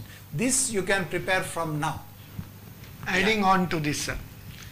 See, normally what the students do, like your degree exams, last minute studies they do. Okay. Last minute study alone will not help here. Last minute here you have to do only revision. Okay. Study you cannot do last minute in CA exam. Study you have to do from the day one. How to do it? See, in study material various chapters are there. I will give one tip. An apple a day keeps the doctor away. Yeah. An apple a day keeps the doctor away. Likewise for students, a chapter a day keeps the exam fever away. Daily you read 1 chapter, ಅದನ್ನು ಮನನ ಮಾಡ್ಕೊಳ್ಳಿ. ಏನಾದರೂ doubt ಇದ್ರೆ ನಿಮ್ಮ seniors ಹತ್ರ ಕೇಳಿ, ನಿಮ್ಮ ಸಹಪಾಠಿಗಳ ಹತ್ರ ಕೇಳಿ, ನಿಮ್ಮ ಪ್ರಿನ್ಸಿಪಲ್ ಇದ್ದಾರೆ ಅವ್ರ ಹತ್ರ ಕೇಳಿ, ಅಥವಾ ಟ್ಯೂಟರ್ ಯಾರೋ ನಿಮ್ಗೆ ಅವಾಗ ಬೇಕಾದಷ್ಟು ಟೈಮ್ ಇರ್ತದೆ. ಲಾಸ್ಟ್ ಎಕ್ಸಾಮ್ ಟೈಮಲ್ಲಿ ನಿಮ್ಗೆ ಅರ್ಥ ಆಗದಿದ್ರೆ ಏನು ಮಾಡ್ತೀರಿ?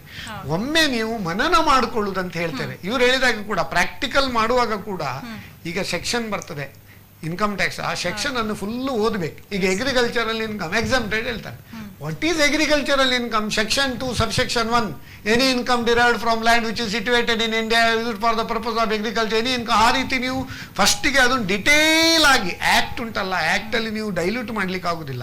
As it is we have to see. ಅದೇ ರೀತಿ ನೀವು ಕಂಪ್ಯೂಟೇಷನ್ ಆಫ್ ಟೋಟಲ್ ಇನ್ಕಮ್ ಮಾಡ್ತೀರಿ, ಎಲ್ಲ ಡಿಡಕ್ಷನ್ ತಗೊಳ್ತೀರಿ. ಈಗ 80C ಡಿಡಕ್ಷನ್, ಹೆಚ್ಚಿನವ್ರದ್ದೇನು LIC ಬರ್ತದೆ, PPF ಬರ್ತದೆ, PF ಬರ್ತದೆ, ಮತ್ತೆ ಏನಾದರೂ ಬೇರೆ ಬರ್ತದೆ 80D.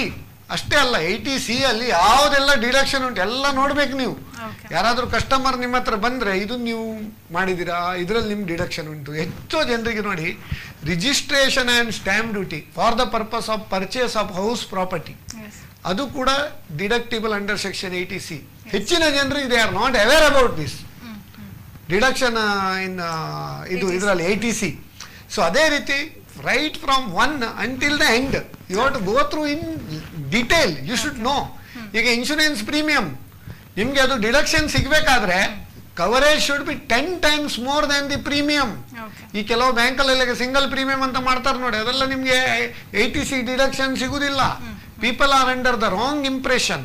First you should clarify your self, then you have to advise others also. ಮತ್ತೆ ಗ್ರೂಪ್ ಡಿಸ್ಕಷನ್ ಅಂತೂ ಮಾಡಬೇಕು ಆಗಾಗ, ಯಾವುದಾದ್ರೂ ಒಂದು ಮ್ಯಾಟ್ರಲ್ಲಿ. ಆವಾಗ ನಿಮಗೆ ಎಲ್ಲರ ಥಾಟ್ಸ್ ಬರ್ತದೆ, ಮತ್ತೆ ಅದನ್ನು ಹೇಗೆ ನೆನ್ಪಿಟ್ಕೊಳ್ಳೋದು. ಮತ್ತೆ ಹೆಚ್ಚಿನ ಜನರದ್ದು ಪ್ರಾಬ್ಲಮ್ ಏನಂದ್ರೆ ಓದ್ತಾರೆ ಮತ್ತೆ ನೆಕ್ಸ್ಟ್ ಡೇ ಮರೆತು ಹೋಗ್ತದೆ. ಆಯ್ತು. ಈಗ ಮಾಧುರಿ ದೀಕ್ಷಿತ್ ಇದು ಪದ್ಯ, 1 2 3 4 5 6 7 8 9 10 11 12 13. ಎಷ್ಟು ವರ್ಷ ಆಯ್ತು ಅವ್ರು ಹಾಡಿ ಕುಣಿದು? ನನಗೆ ಇನ್ನೂ ನೆನಪುಂಟು ಇಷ್ಟು ವರ್ಷ ಆದ್ರು. ಯಾಕೆ? ಆ ರೀತಿಯಲ್ಲಿ ಒಂದು ಮನನ ಮಾಡಬೇಕು. ಈಗ ಫಂಡಮೆಂಟಲ್ ಅಕೌಂಟಿಂಗ್ ಕಾನ್ಸೆಪ್ಟ್ಸ್ ಅಂತ ಹೇಳ್ತಾರೆ. ಯಾವುದೆಲ್ಲ ಕಾನ್ಸೆಪ್ಟ್ಸ್? ಗೋಯಿಂಗ್ ಕನ್ಸರ್ನ್, ರಿಯಲೈಸೇಷನ್, ಇನ್ನೊಂದೆಂತ ಬರೀಲಿಕ್ಕೆ ಗೊತ್ತಿರಲಿಲ್ಲ.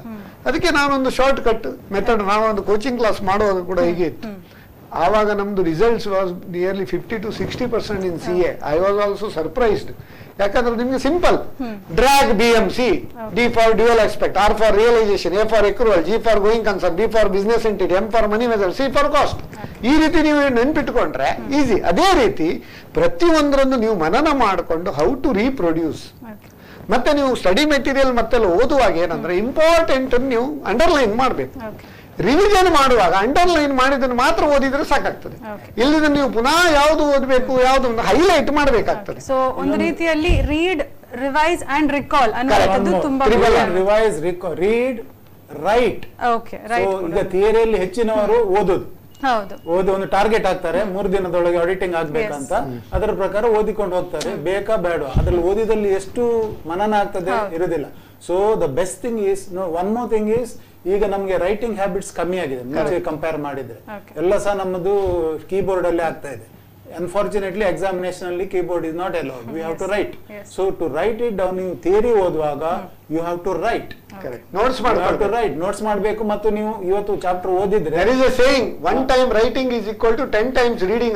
ಅಷ್ಟು ಮನಸ್ಸಿನಲ್ಲಿ ಓದಿದ ಚಾಪ್ಟರ್ ನಿಮ್ದು ಕಂಪ್ಲೀಟ್ ಆಯ್ತು, ನೆಕ್ಸ್ಟ್ ಚಾಪ್ಟರ್ಗೆ ಹೋಗೋ ಮೊದಲು ನಿನ್ನೆ ಓದಿದ್ದನ್ನು ಕಂಪ್ಲೀಟ್ ಅನ್ನು ನೀವು ಬರಿಬೇಕು. ಆಗ ಬರೆದು ನೀವು ಕಂಪೇರ್ ಮಾಡಿದ್ರೆ ಆಗ ನಿಮ್ಗೆ ಗೊತ್ತಾಗ್ತದೆ ಎಂತೆಂತ ಬಿಟ್ಟು ಹೋಗಿದ್ದು. ಒಂದೊಂದು ಮಂಡೆಗೆ ಪೋಯಿಜಿ ಮಾರಂತ ಎಕ್ಸಾಮ್ ಹಾಲ್ ನಿಂದ ಬರುವಾಗ ನೀವು ಹೇಳೋ ಬದಲಿಗೆ ಹೀಗೆ ಮಾಡಿದ್ರೆ ನಿಮ್ಗೆ ಅದು ಯಾವ್ದು ಮಂಡೆಗೆ ಪೋಯಿಜಿ ಅದನ್ನು ನೀವು ಕರೆಕ್ಟ್ ಸರಿಯಾಗಿ ನೆನಪಿರುವಂತದ್ದು. ಇನ್ನೊಂದು ಕರೆ ಇದೆ ಸರ್, ಸ್ವೀಕರಿಸೋಣ. ಹಲೋ ಹಲೋ ಹಲೋ, ನಮಸ್ತೆ ಸರ್, ನಿಮ್ಮ ಹೆಸರು ಹೇಳಿ. ನಮಸ್ತೆ, ನಾನು ನಿರ್ಮಲ್ ಕುಮಾರ್ ಅಂತ ಮಾತಾಡೋದು ಮಂಗಳೂರಿಂದ. ಹಾ, ನಿರ್ಮಲ್ ಅವರೇ, ನಿಮ್ಮ ಪ್ರಶ್ನೆ ಹೇಳಿ. ಮಿಡ್ಲ್ ಈಸ್ಟ್ ಅಲ್ಲಿ CA ಇನ್ಸ್ಟಿಟ್ಯೂಟ್ ಇಲ್ವಾ? CA ಅಂತ ಹೇಳಿದ್ರೆ ಮೈನ್ಲಿ ಫಾರ್ ಟ್ಯಾಕ್ಸ್ ಪರ್ಪಸ್ ಇದ್ರೆ ಮಾತ್ರ, ಗವರ್ಮೆಂಟ್ ಟ್ಯಾಕ್ಸ್ ಕಟ್ಟುತ್ತಿದ್ರೆ ಮಾತ್ರ CA ಬೇಕಾ, ಅಥವಾ ಬ್ಯಾಂಕ್ ಹೋದ್ರೆ ಮಾತ್ರ CA ಬೇಕಾ, ಅದ್ರ CA ಬೇಡವಾ? ಸೊ ಅಲ್ಲಿ ಮಿಡ್ಲ್ ಈಸ್ಟ್ ಅಲ್ಲಿ ಯಾಕೆ CA ಇಲ್ಲ? ಮತ್ತೆ ಅದೊಂದು ಕ್ವಶನ್ ಜಸ್ಟ್. ಇವರು ಮಿಡ್ಲ್ ಈಸ್ಟ್ ಅಲ್ಲಿ CA ಇಲ್ಲ ಅಂತ ಅದು ಮಿತ್.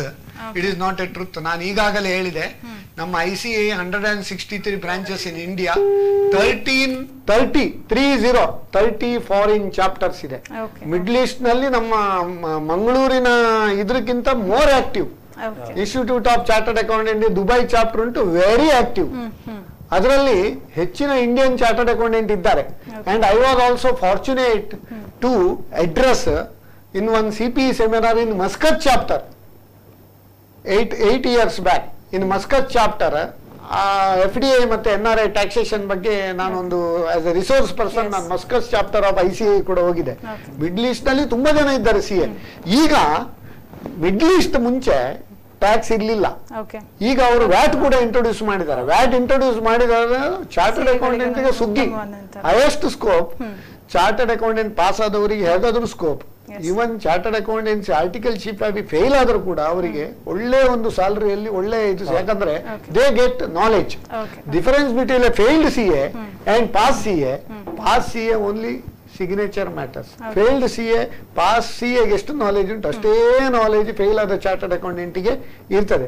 ಅದರಲ್ಲಿ ಕೂಡ ತುಂಬಾ ಸಾರಿ ಫೇಲ್ ಆದವ್ರಿಗೆ ನಾಲೆಜ್ ಜಾಸ್ತಿ, ಯಾಕಂದ್ರೆ ಫೇಲ್ ಆಗಿ ಎಫರ್ಟ್ ಹಾಕಿ.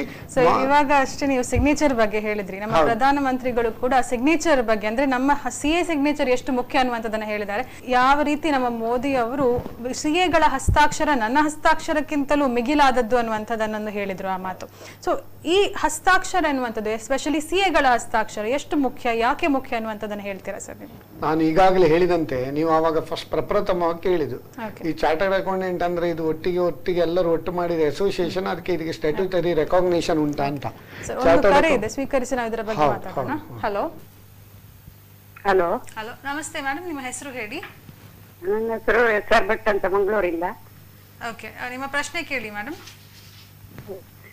ಇದು CA ಸಂಬಂಧಪಟ್ಟದ್ದಲ್ಲ, ನಾನೊಂದು ಜನರಲ್ ಆಗಿ ಒಂದು ಕ್ವಶನ್ ಹೇಳ್ತಾ ಇದ್ದೇನೆ. ಕೇಳಿ. ಇದು ಈಗ ಬ್ಯಾಂಕ್ ಎಲ್ಲ ಒಂದು ಬ್ಯಾಂಕಿಂದ ಒಂದು ಬ್ಯಾಂಕಿಗೆ ಮರ್ಜ್ ಆಯ್ತಲ್ಲ, ಇದರಿಂದ ನಾವು ಬ್ಯಾಂಕಿನಲ್ಲಿ ಮೆಡಿಕ್ಲೇಮ್ ಪಾಲಿಸಿ ಮಾಡಿರ್ತೇವೆ. ಹಲೋ, ಹೇಳಿ. ಅದು ಮೆಡಿಕ್ಲೇಮ್ ಪಾಲಿಸಿ ಮಾಡಿರ್ತೇವೆ, ಎಷ್ಟು ವರ್ಷದಿಂದ ಪ್ರೀಮಿಯಂ ಕಟ್ತಾ ಇದ್ದೇವೆ.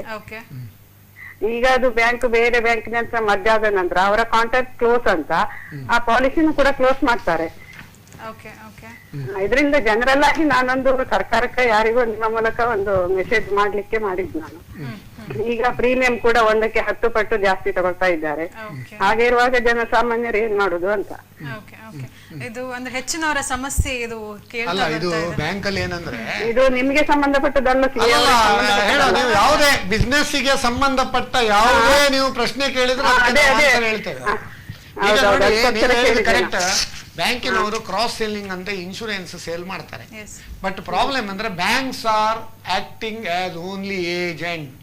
ಅದು ನಾವು ಪಾಲಿಸಿ ಮಾಡೋರು ಆಲೋಚನೆ ಮಾಡೋದು. ಬ್ಯಾಂಕಿನವರು ಇನ್ಶೂರೆನ್ಸ್ ಮಾಡೋದಲ್ಲ, ಅದು ದೇ ಆರ್ ಏಜೆಂಟ್. ಒಂದ್ ನಿಮಿಷ, ನಿಮ್ಮ LIC ಏಜೆಂಟ್ ಇದ್ದಾಗೆ ಅಥವಾ GIC ಏಜೆಂಟ್ ಇದ್ದಾವೆ, ವೆಹಿಕಲ್ ಇನ್ಶೂರೆನ್ಸ್ ಏಜೆಂಟ್ ಇದ್ದ, bank is also acting as agent. But your contract is between the insurance company and the policy holder. Bank merge ಆದ್ರೆ ಕೂಡ ಆ ಪ್ರೀಮಿಯಂಗೆ ಮತ್ತೆ ಆ ರಿಸ್ಕ್ ಕವರೇಜಿಗೆ ಏನೂ ತೊಂದರೆ ಇಲ್ಲ, ಅದನ್ನು ನೀವು ಕಂಟಿನ್ಯೂ ಮಾಡ್ಲಿಕ್ಕೆ ಆಗ್ತದೆ ಅದೇ ಇನ್ಶೂರೆನ್ಸ್ ಕಂಪನಿಯಲ್ಲಿ. ಬಟ್ ಆ ಇನ್ಶೂರೆನ್ಸ್ ಕಂಪನಿಯಲ್ಲಿ ಆ ಡ್ಯೂ ಡೇಟ್ ಆಗುವ 1 ತಿಂಗಳ ಮುಂಚೆ ಅವ್ರು ರಿಮೈಂಡರ್ ಮಾಡಬೇಕು. ಇದರಲ್ಲಿ ಒಂದು ಪ್ರಾಬ್ಲಮ್ ಅಂದ್ರೆ ಬ್ಯಾಂಕ್ ಮಾಡ್ತಾರೆ, ಬ್ಯಾಂಕ್ ಥ್ರೂ ಮಾಡ್ತಾರೆ ಉಂಟಲ್ಲ, ಅವರು ಯಾರ ನೆಗ್ಲೆಕ್ಟ್ ಮಾಡ್ತಾರೆ, ಇನ್ಶೂರೆನ್ಸ್ ಕಂಪನಿ ಅವರು ಫಾಲೋ ಅಪ್ ಮಾಡುವುದೇ ಇಲ್ಲ. ಆವಾಗ ಇಂಥದ್ದು ಪ್ರಾಬ್ಲಮ್ ಶುರು ಆಗ್ತದೆ. ಆ 1 ತಿಂಗಳ ಮುಂಚೆ ಅವರು ರೆಸ್ಪಾನ್ಸ್ ಮಾಡದಿದ್ರೆ ನೀವು ಅದಕ್ಕೆ ಪೋರ್ಟೆಬಿಲಿಟಿ ಅಂತ ಒಂದು ಇದುಂಟು ಈಗ ಇನ್ಶೂರೆನ್ಸ್ ಕಂಪನಿಯಲ್ಲಿ. ಮೇಡಮ್, ಈಗ ಟೆಲಿಫೋನ್ ಬಿಲ್ ಹೇಗೆ ಪೋರ್ಟೆಬಿಲಿಟಿ ಉಂಟು, ಬೇರೆ ತುಂಬಾ ಈಗ ಇನ್ಶೂರೆನ್ಸ್ ಪ್ಲೇಯರ್ IRD ಪ್ರಕಾರ ತುಂಬಾ ಇನ್ಶೂರೆನ್ಸ್ ಪ್ಲೇಯರ್ಸ್ ಇದ್ದಾರೆ. ನೀವು ಯಾವುದೇ ಒಂದು ಇನ್ಶೂರೆನ್ಸ್ ಕಂಪನಿ ಬೇರೆಯವರಿಗೆ ನೀವು ಹೇಳಿದ್ರೆ 1 ತಿಂಗಳ ಮುಂಚೆ, ಅದು ಡ್ಯೂ ಆಗುವ ಮುಂಚೆ ಅವರಿಗೆ ಇನ್ಫಾರ್ಮ್ ಮಾಡಿದ್ರೆ ಆವಾಗ ನಿಮ್ಗೆ ಆ ಪೋರ್ಟೆಬಿಲಿಟಿ ಪ್ರಕಾರ ನಿಮ್ಮ ಎಲ್ಲ ಬೆನಿಫಿಟ್ಸ್ ಅನ್ನು ಇದು ಮಾಡಿ ಅದರಲ್ಲಿ ಅದೇ ಇದರಲ್ಲಿ ಪ್ರಕಾರ ಇನ್ನೊಂದು ಇನ್ಶೂರೆನ್ಸ್ ಕಂಪನಿಯವರು ಕೊಡ್ತಾರೆ. ಅದು ಈಗ ನಿಮ್ದು ಲ್ಯಾಪ್ಸ್ ಆದ್ರೆ ಕೂಡ ಈಗ ಲ್ಯಾಪ್ಸ್ ಆಗ್ಲಿಲ್ಲ, ಈಗ ಏನು ಪ್ರಾಬ್ಲಮ್ ಇಲ್ಲ. 1 ತಿಂಗಳ ಮುಂಚೆ ಅವ್ರು ರಿನ್ಯೂ ಮಾಡದಿದ್ರೆ ನೀವು ಅದನ್ನು ಪೋರ್ಟೆಬಿಲಿಟಿಯಲ್ಲಿ ಬೇರೆ ಇನ್ಶೂರೆನ್ಸ್ ಕಂಪನಿಗೆ ಶಿಫ್ಟ್ ಮಾಡಬಹುದು. ಅದನ್ನ ನಿಮ್ಗೆ ಯಾವುದೇ ನಾವು ನಮ್ಮ ಈ ಬಿಸ್ನೆಸ್ ಟಾನಿಕ್ ಅಲ್ಲಿ health insurance and life insurance ಅಂತ ಒಂದು ಕಾರ್ಯಕ್ರಮ ಮಾಡಿದ್ದೇವೆ. ನೀವು ಯೂಟ್ಯೂಬಿಗೆ ಹೋದ್ರೆ, ಇದು ನಮ್ದು 74ನೇ ಸಂಚಿಕೆ. ಯೂಟ್ಯೂಬ್ ಅಲ್ಲಿ ಹೋದ್ರೆ 74 ಬೇರೆ ಬೇರೆ ಬೇರೆ ಬೇರೆ ಬೇರೆ ಕಾರ್ಯಕ್ರಮ ಮಾಡಿದ್ದೇವೆ. ನೀವು ಯೂಟ್ಯೂಬ್ ಹೋಗಿ health insurance and life insurance ಅಂತ ಪ್ರೋಗ್ರಾಮ್ ಉಂಟು, ಅದನ್ನು ನೀವು ನೋಡಿದ್ರೆ ನಿಮ್ಗೆ 100% ಎಲ್ಲ ಡೌಟ್ ನಿಮ್ಗೆ ಪರಿಹಾರ ಆಗ್ತದೆ. ಪ್ರಶ್ನೆ ಕೇಳಿದಕ್ಕೆ ನಿಮ್ಗೆ ಧನ್ಯವಾದಗಳು ಮೇಡಮ್. ಎಷ್ಟೋ ಜನರ ಒಂದು ಡೌಟ್ಸ್ ಇರುವಂತದ್ದು ಸಾಮಾನ್ಯವಾದಂತೆ. ಸೊ ಎಲ್ರಿಗೂ ಇದರ ಬಗ್ಗೆ ಒಂದು ಉತ್ತರ ಸಿಕ್ತು ಅಂತ ಭಾವಿಸ್ತೀವಿ. ಓಕೆ, ಸೊ ಸರ್, ಅದಕ್ಕಿಂತ ಮುಂಚೆ ನಾವು ಮಾತಾಡ್ತಿದ್ವಿ CA ಸಿಗ್ನೇಚರ್ ಅಥವಾ ಹಸ್ತಾಕ್ಷರ ಎಷ್ಟು ಮುಖ್ಯ ಅನ್ನುವಂಥದ್ದು. ಸೊ ನೀವು ಹೇಳ್ತಾ ಇದ್ರೆ ಅದ್ರ ಬಗ್ಗೆ. CA signature is very important ಅಂತ ಯಾಕೆ ನಾನು ಹೇಳುದಂದ್ರೆ, ಈಗ ನೋಡಿ any balance sheet chartered accountant signature ಇದ್ದು ಬ್ಯಾಂಕಿಗೆ ಹೋದ್ರೆ ಮಾತ್ರ ಬ್ಯಾಂಕ್ ಅಲ್ಲಿ ಅದಕ್ಕೆ ರೆಸ್ಪೆಕ್ಟ್. ಈಗ ತುಂಬಾ ಜನ ಏನ್ ಮಾಡ್ತಾರೆ, ಚಾರ್ಟರ್ಡ್ ಅಕೌಂಟೆಂಟ್ ಬದಲಿಗೆ ಆಡಿಟರ್ ಅಂತ ಬೋರ್ಡ್ ಹಾಕ್ತಾರೆ. Actually they are not suppose to put. ಅವ್ರಿಗೆ ಆಡಿಟಿಂಗ್ ಕ್ವಾಲಿಫಿಕೇಶನ್ ಇಲ್ಲದ ಆಡಿಟರ್ ಅಂತ ಹೇಗೆ ಬೋರ್ಡ್ ಹಾಕುದು? They have to put only commercial accountant ಅಥವಾ ಅಕೌಂಟೆಂಟ್ ಅಂತ ಹಾಕ್ಬೇಕು ಅವರು. ಬಟ್ ಅವರು ಜನರಿಗೆ ಕೆಲವರಿಗೆ ಏನು ಗೊತ್ತುಂಟಾ, CA ಯಾರು, ಆಡಿಟರ್ ಯಾರು, ಯಾಕಂದ್ರೆ ಅವರು ಮುಂಚಿಂದ ವ್ಯಾಟ್ ಅದೆಲ್ಲ ಮಾಡಿದ್ದು ಎಲ್ಲ ಅವ್ರ ಹತ್ರ ಡೈಲಿ ಹೋಗಿ ನನ್ನ ಆಡಿಟರ್ ಅವರು ಅಂತ ಹೇಳ್ತಾರೆ. So people should first understand the distinction between chartered accountant and auditor. First ನೀವೇನ್ ಮಾಡಕಂದ್ರೆ ಅವ್ರ ಹತ್ರ ಒಂದು ವಿಸಿಟಿಂಗ್ ಕಾರ್ಡ್ ಕೇಳಬೇಕು. ವಿಸಿಟಿಂಗ್ ಕಾರ್ಡ್ ಕೇಳಿದ ಕೂಡಲೇ ಈಗ ಪ್ರಿಫಿಕ್ಸ್ ಇರ್ತದೆ ಡಾಕ್ಟರ್ಗೆ. ಡಾಕ್ಟರ್ ಗಾಯತ್ರಿ ಕಾಮತ್ ಅಂತಿದ್ದಾರೆ, ಇವರ ಈಗ ವೈಫ್ ಇದ್ದಾರೆ, ಆಯ್ತಾ? ಅಥವಾ ನೀವು ಕಾರ್ಡ್ ತಗೊಂಡ್ರೆ CA ಗಿರಿಧರ್ ಕಾಮತ್, ಇವಾಗ CA SS ನಾಯಕ್. CA ಅಂತ ಪ್ರಿಫಿಕ್ಸ್ ಇಲ್ಲದಿದ್ರೆ ಅವ್ರು ಚಾರ್ಟರ್ಡ್ ಅಕೌಂಟೆಂಟ್ ಅಲ್ಲ. ಸೊ ಆ ರೀತಿ ನೀವು ಇದ್ ಮಾಡ್ಬೇಕು. ಅದೇ ರೀತಿ ನಮ್ದು CAದು ಒಂದು ಇದುಂಟಲ್ಲ, ಎಂತದು ಒಂದು ಲೋಗ ಕೂಡ ಉಂಟು ಹೀಗೆ, ಅಂದ್ರೆ C ಮತ್ತೆ A ಹಾಕಿ ರೈಟ್ ಅಂತ, ಅಂದ್ರೆ ನಾವು ರೈಟ್ ಇದ್ದದ್ದು ಮಾತ್ರ ಮಾಡುದು, CA ಮತ್ತೆ ಅದು ರೈಟ್. ಅಂದ್ರೆ ನಾವು ರೈಟ್ ಇದ್ದದ್ದು ಮಾತ್ರ ಕೆಲಸ ಮಾಡುದು ಅಂತ ಹೇಳಿ ಅದರ ಪ್ರಕಾರ ನಮ್ಮ ಸಿಂಬಲ್ ನಲ್ಲೇ ಉಂಟು. ಸೊ ನಮ್ಮ ಸಿಗ್ನೇಚರ್ ಯಾಕೆ ವ್ಯಾಲ್ಯೂಬಲ್, ನಮ್ಮ ನರೇಂದ್ರ ಮೋದಿ ಅವರಿಗೆ ನಾವು ಧನ್ಯವಾದ ಹೇಳ್ತೇವೆ. ಯಾಕಂದ್ರೆ ಹಿ as being A Pradhan Mantri ಅವರು ನಮ್ಮ CA signature is more important than ನಮ್ಮ PM ಸಿಗ್ನೇಚರ್ ಅಂತ ಹೇಳಿದ್ದಾರೆ. ಅಂದ್ರೆ ಅದ್ರದ್ದು ನಿಜವಾಗಿಯೂ ನಮ್ಗೊಂದು ಅದು ಸಂದ ಒಂದು ಗೌರವ ಅಥವಾ ರೆಸ್ಪೆಕ್ಟ್ ಅಂತ ಹೇಳ್ತೇವೆ. ಅದಲ್ಲದೆ ನಮ್ಮ ಡಾಕ್ಟರ್ APJ ಅಬ್ದುಲ್ ಕಲಾಂ ಕೂಡ ಹೇಳಿದ್ದಾರೆ, ಏನಂದ್ರೆ CAs are partner in nation building, we are partner in progress of the nation ಅಂತ ಹೇಳಲಿಕ್ಕೆ ಬಹಳ ಸಂತೋಷ ಆಗ್ತದೆ. ಮತ್ತೆ ಸಿಗ್ನೇಚರ್ ಬಗ್ಗೆ ನೀವು ಅದು ನಾನು ಸಿಗ್ನೇಚರ್ ಯಾಕೆ ಇಂಪಾರ್ಟೆಂಟ್ ಅಂತ ಯಾಕೆ ಹೇಳ್ತಾ ಇದ್ದೇನೆ ಅಂದ್ರೆ, ಈಗ ನೀವು ಯಾವುದೇ ಒಂದು ಬ್ಯಾಂಕಿಗೆ ಅಥವಾ RTO ಅಲ್ಲಿ ಹೋಗಿ ಅವರೊಂದು ಸೈನ್ ಹಾಕಿ ಕೊಟ್ರೆ, ನಾಳೆ ಅದರಲ್ಲಿ ಏನಾದ್ರು ಮಿಸ್ಟೇಕ್ ಇದ್ರೆ ನೆಟ್ ಮಿಸ್ಟೇಕ್ ಉಂಟಾವ ಸರಿ ಮಾಡಿ ಕೊರಕ ಅಂತ ಹೇಳ್ತಾರೆ, ಅದು ಅಷ್ಟೇ ಸರಿ ಮಾಡಿ ಕೊಡ್ತಾರೆ. ಬಟ್ CA ಸಿಗ್ನೇಚರ್ ಹಾಕಿದ್ರೆ ಆ ಸರ್ಟಿಫಿಕೇಟ್ ಅಲ್ಲಿರುವ ಪ್ರತಿ ಒಂದು ಅಂಶಕ್ಕೂ ಸಹ ಅವ ಜವಾಬ್ದಾರ. ಸೊ ಆ ಜವಾಬ್ದಾರಿ ಇದ್ರೆ ಮಾತ್ರ ಅವಶ್ಯ ಸೈನ್ ಮಾಡ್ಲಿಕ್ಕೆ ಆಗ್ತದೆ. ಸೊ ಅದನ್ನ ಅವ ರಿಪೋರ್ಟ್ ನಲ್ಲಿ ಕ್ಲಿಯರ್ಲಿ ಹೇಳ್ಬೇಕು, ಅದನ್ನು ಹೇಳಿ ಅವ ಸೈನ್ ಮಾಡ್ತಾರೆ. ಮತ್ತು ಇದರಿಂದಾಗಿ ಇಷ್ಟು ಇಂಪಾರ್ಟೆನ್ಸ್ ಇದ್ದದ್ರಿಂದಾಗಿ ಈ ಕೆಲವರು CA ಕ್ವಾಲಿಫೈ ಆಗದವರು ಕೂಡ ಅದನ್ನು ಫೋರ್ಜ್ ಮಾಡ್ತಾ ಇದ್ರು. ಬ್ಯಾಂಕಿಗೆಲ್ಲ ಕೊಡೋ ಡಾಕ್ಯುಮೆಂಟ್ ಅಲ್ಲಿ ಯಾವ್ದೋ ಒಂದು CA ಸರ್ಟಿಫಿಕೇಟ್ ಇದು ಕಾಪಿ ಹೊಡೆದು ಯಾವ್ದೋ ಸೀಲ್ ಹಾಕಿ ಯಾವ್ದೋ ಸೈನ್ ಹಾಕಿ ಎಲ್ಲ ಬ್ಯಾಂಕಿಗೆ ಕೊಟ್ಟು ಬ್ಯಾಂಕಿನವರಿಗೆ ಗೊತ್ತಾಗ್ತಿರ್ಲಿಲ್ಲ. They go by the seal and signature and name. So ಈಗ ಅದಕ್ಕೆ ಲಾಸ್ಟ್ ಜುಲೈಯಿಂದ ಇನ್ಸ್ಟಿಟ್ಯೂಟ್ ಅದಕ್ಕೊಂದು ಸೇಫ್ ಗಾರ್ಡ್ ತಂದಿದೆ. ಪ್ರತಿಯೊಬ್ಬ ಚಾರ್ಟರ್ಡ್ ಅಕೌಂಟೆಂಟ್ ಸೈನ್ ಹಾಕಿದ ಕೂಡಲೇ UDIN ಅಂತಿದೆ, unique document identification number. So ನಾವು ಇನ್ಸ್ಟಿಟ್ಯೂಟ್ ನ ವೆಬ್ಸೈಟ್ ಅಲ್ಲಿ ಅದನ್ನು ರೆಕಾರ್ಡ್ ಮಾಡಿ ಒಂದು ನಂಬರ್ ಬರ್ತದೆ, ಆ ನಂಬರ್ ಅನ್ನು ಆ ಸರ್ಟಿಫಿಕೇಟ್ ಅಲ್ಲಿ ಮೆನ್ಷನ್ ಮಾಡಬೇಕು. ಯಾರು ಸ್ಟೇಕ್ ಹೋಲ್ಡರ್ ಇದ್ದಾರೆ ಅವರು ನಮ್ಮ ಸರ್ಟಿಫಿಕೇಟ್ ನೋಡಿ ಸಿಗ್ನೇಚರ್ ನೋಡಿದ್ರೆ, ಆ ನಂಬರ್ ನೋಡಿದ್ರೆ ಆ ಸ್ಟೇಕ್ ಹೋಲ್ಡರ್ ಇದಕ್ಕೆ ವೆಬ್ಸೈಟ್ ಗೆ ಹೋಗಿ ಅದು ಸರಿಯಾ ಅಂತ ಕಂಪೇರ್ ಮಾಡ್ಲಿಕ್ಕೆ ಆಗ್ತದೆ. ಅದರಿಂದ ಮುಂಚಿನ ಹಾಗೆ CA ಸಿಗ್ನೇಚರ್ ನ ಇದರಲ್ಲಿ ಇನ್ನೂ ಫ್ರಾಡ್ ಆಗುವ ಚಾನ್ಸಸ್ ಇಲ್ಲ. ಓಕೆ, ಸೊ ಅದೊಂದು ಈಗ ಪ್ರತಿಯೊಬ್ಬರಿಗೆ ಒಂದು ಆಧಾರ ಇದ್ದ ಹಾಗೆ ಪ್ರತಿ ಸರ್ಟಿಫಿಕೇಟ್ ಗೆ ಕೂಡ ಒಂದು UDIN ಇರುವಂತದ್ದು, ಅದನ್ನ ವೆರಿಫೈ ಮಾಡಿಕೊಂಡು ಅದು ಸರಿಯಾದ CA ಸೈನ್ ಮಾಡಿದ್ದ ಅಥವಾ ಚೆಕ್ ಮಾಡ್ಕೊಳ್ಬಹುದು. ಮತ್ತೆ ನೀವು ಸಿಗ್ನೇಚರ್ ಬಗ್ಗೆ ನರೇಂದ್ರ ಮೋದಿ ಅವರು ಹೇಳಿದ್ರಲ್ಲ, ಯಾಕೆ ಅಂತ ಹೇಳಿ ನೋಡಿ, ಇವನ್ ಈಗ ಪಬ್ಲಿಕ್ ರಿಲಯನ್ಸ್ ಕಂಪನಿ ಅಷ್ಟು ದೊಡ್ಡ ಕಂಪನಿದು ಬ್ಯಾಲೆನ್ಸ್ ಶೀಟ್ ಕೂಡ ಸಿಗ್ನೇಚರ್ ನಾನು ಹಾಕ್ಬಹುದು ಇಲ್ಲಿಂದ, ನನಗೆ ಆಡಿಟ್ ಕೊಟ್ರೆ ಆಯ್ತಾ. ಯಾರದು ಸಿಗ್ನೇಚರ್ ಉಂಟಲ್ಲ ಅಷ್ಟು ಪವರ್ಫುಲ್ ಇರ್ತದೆ.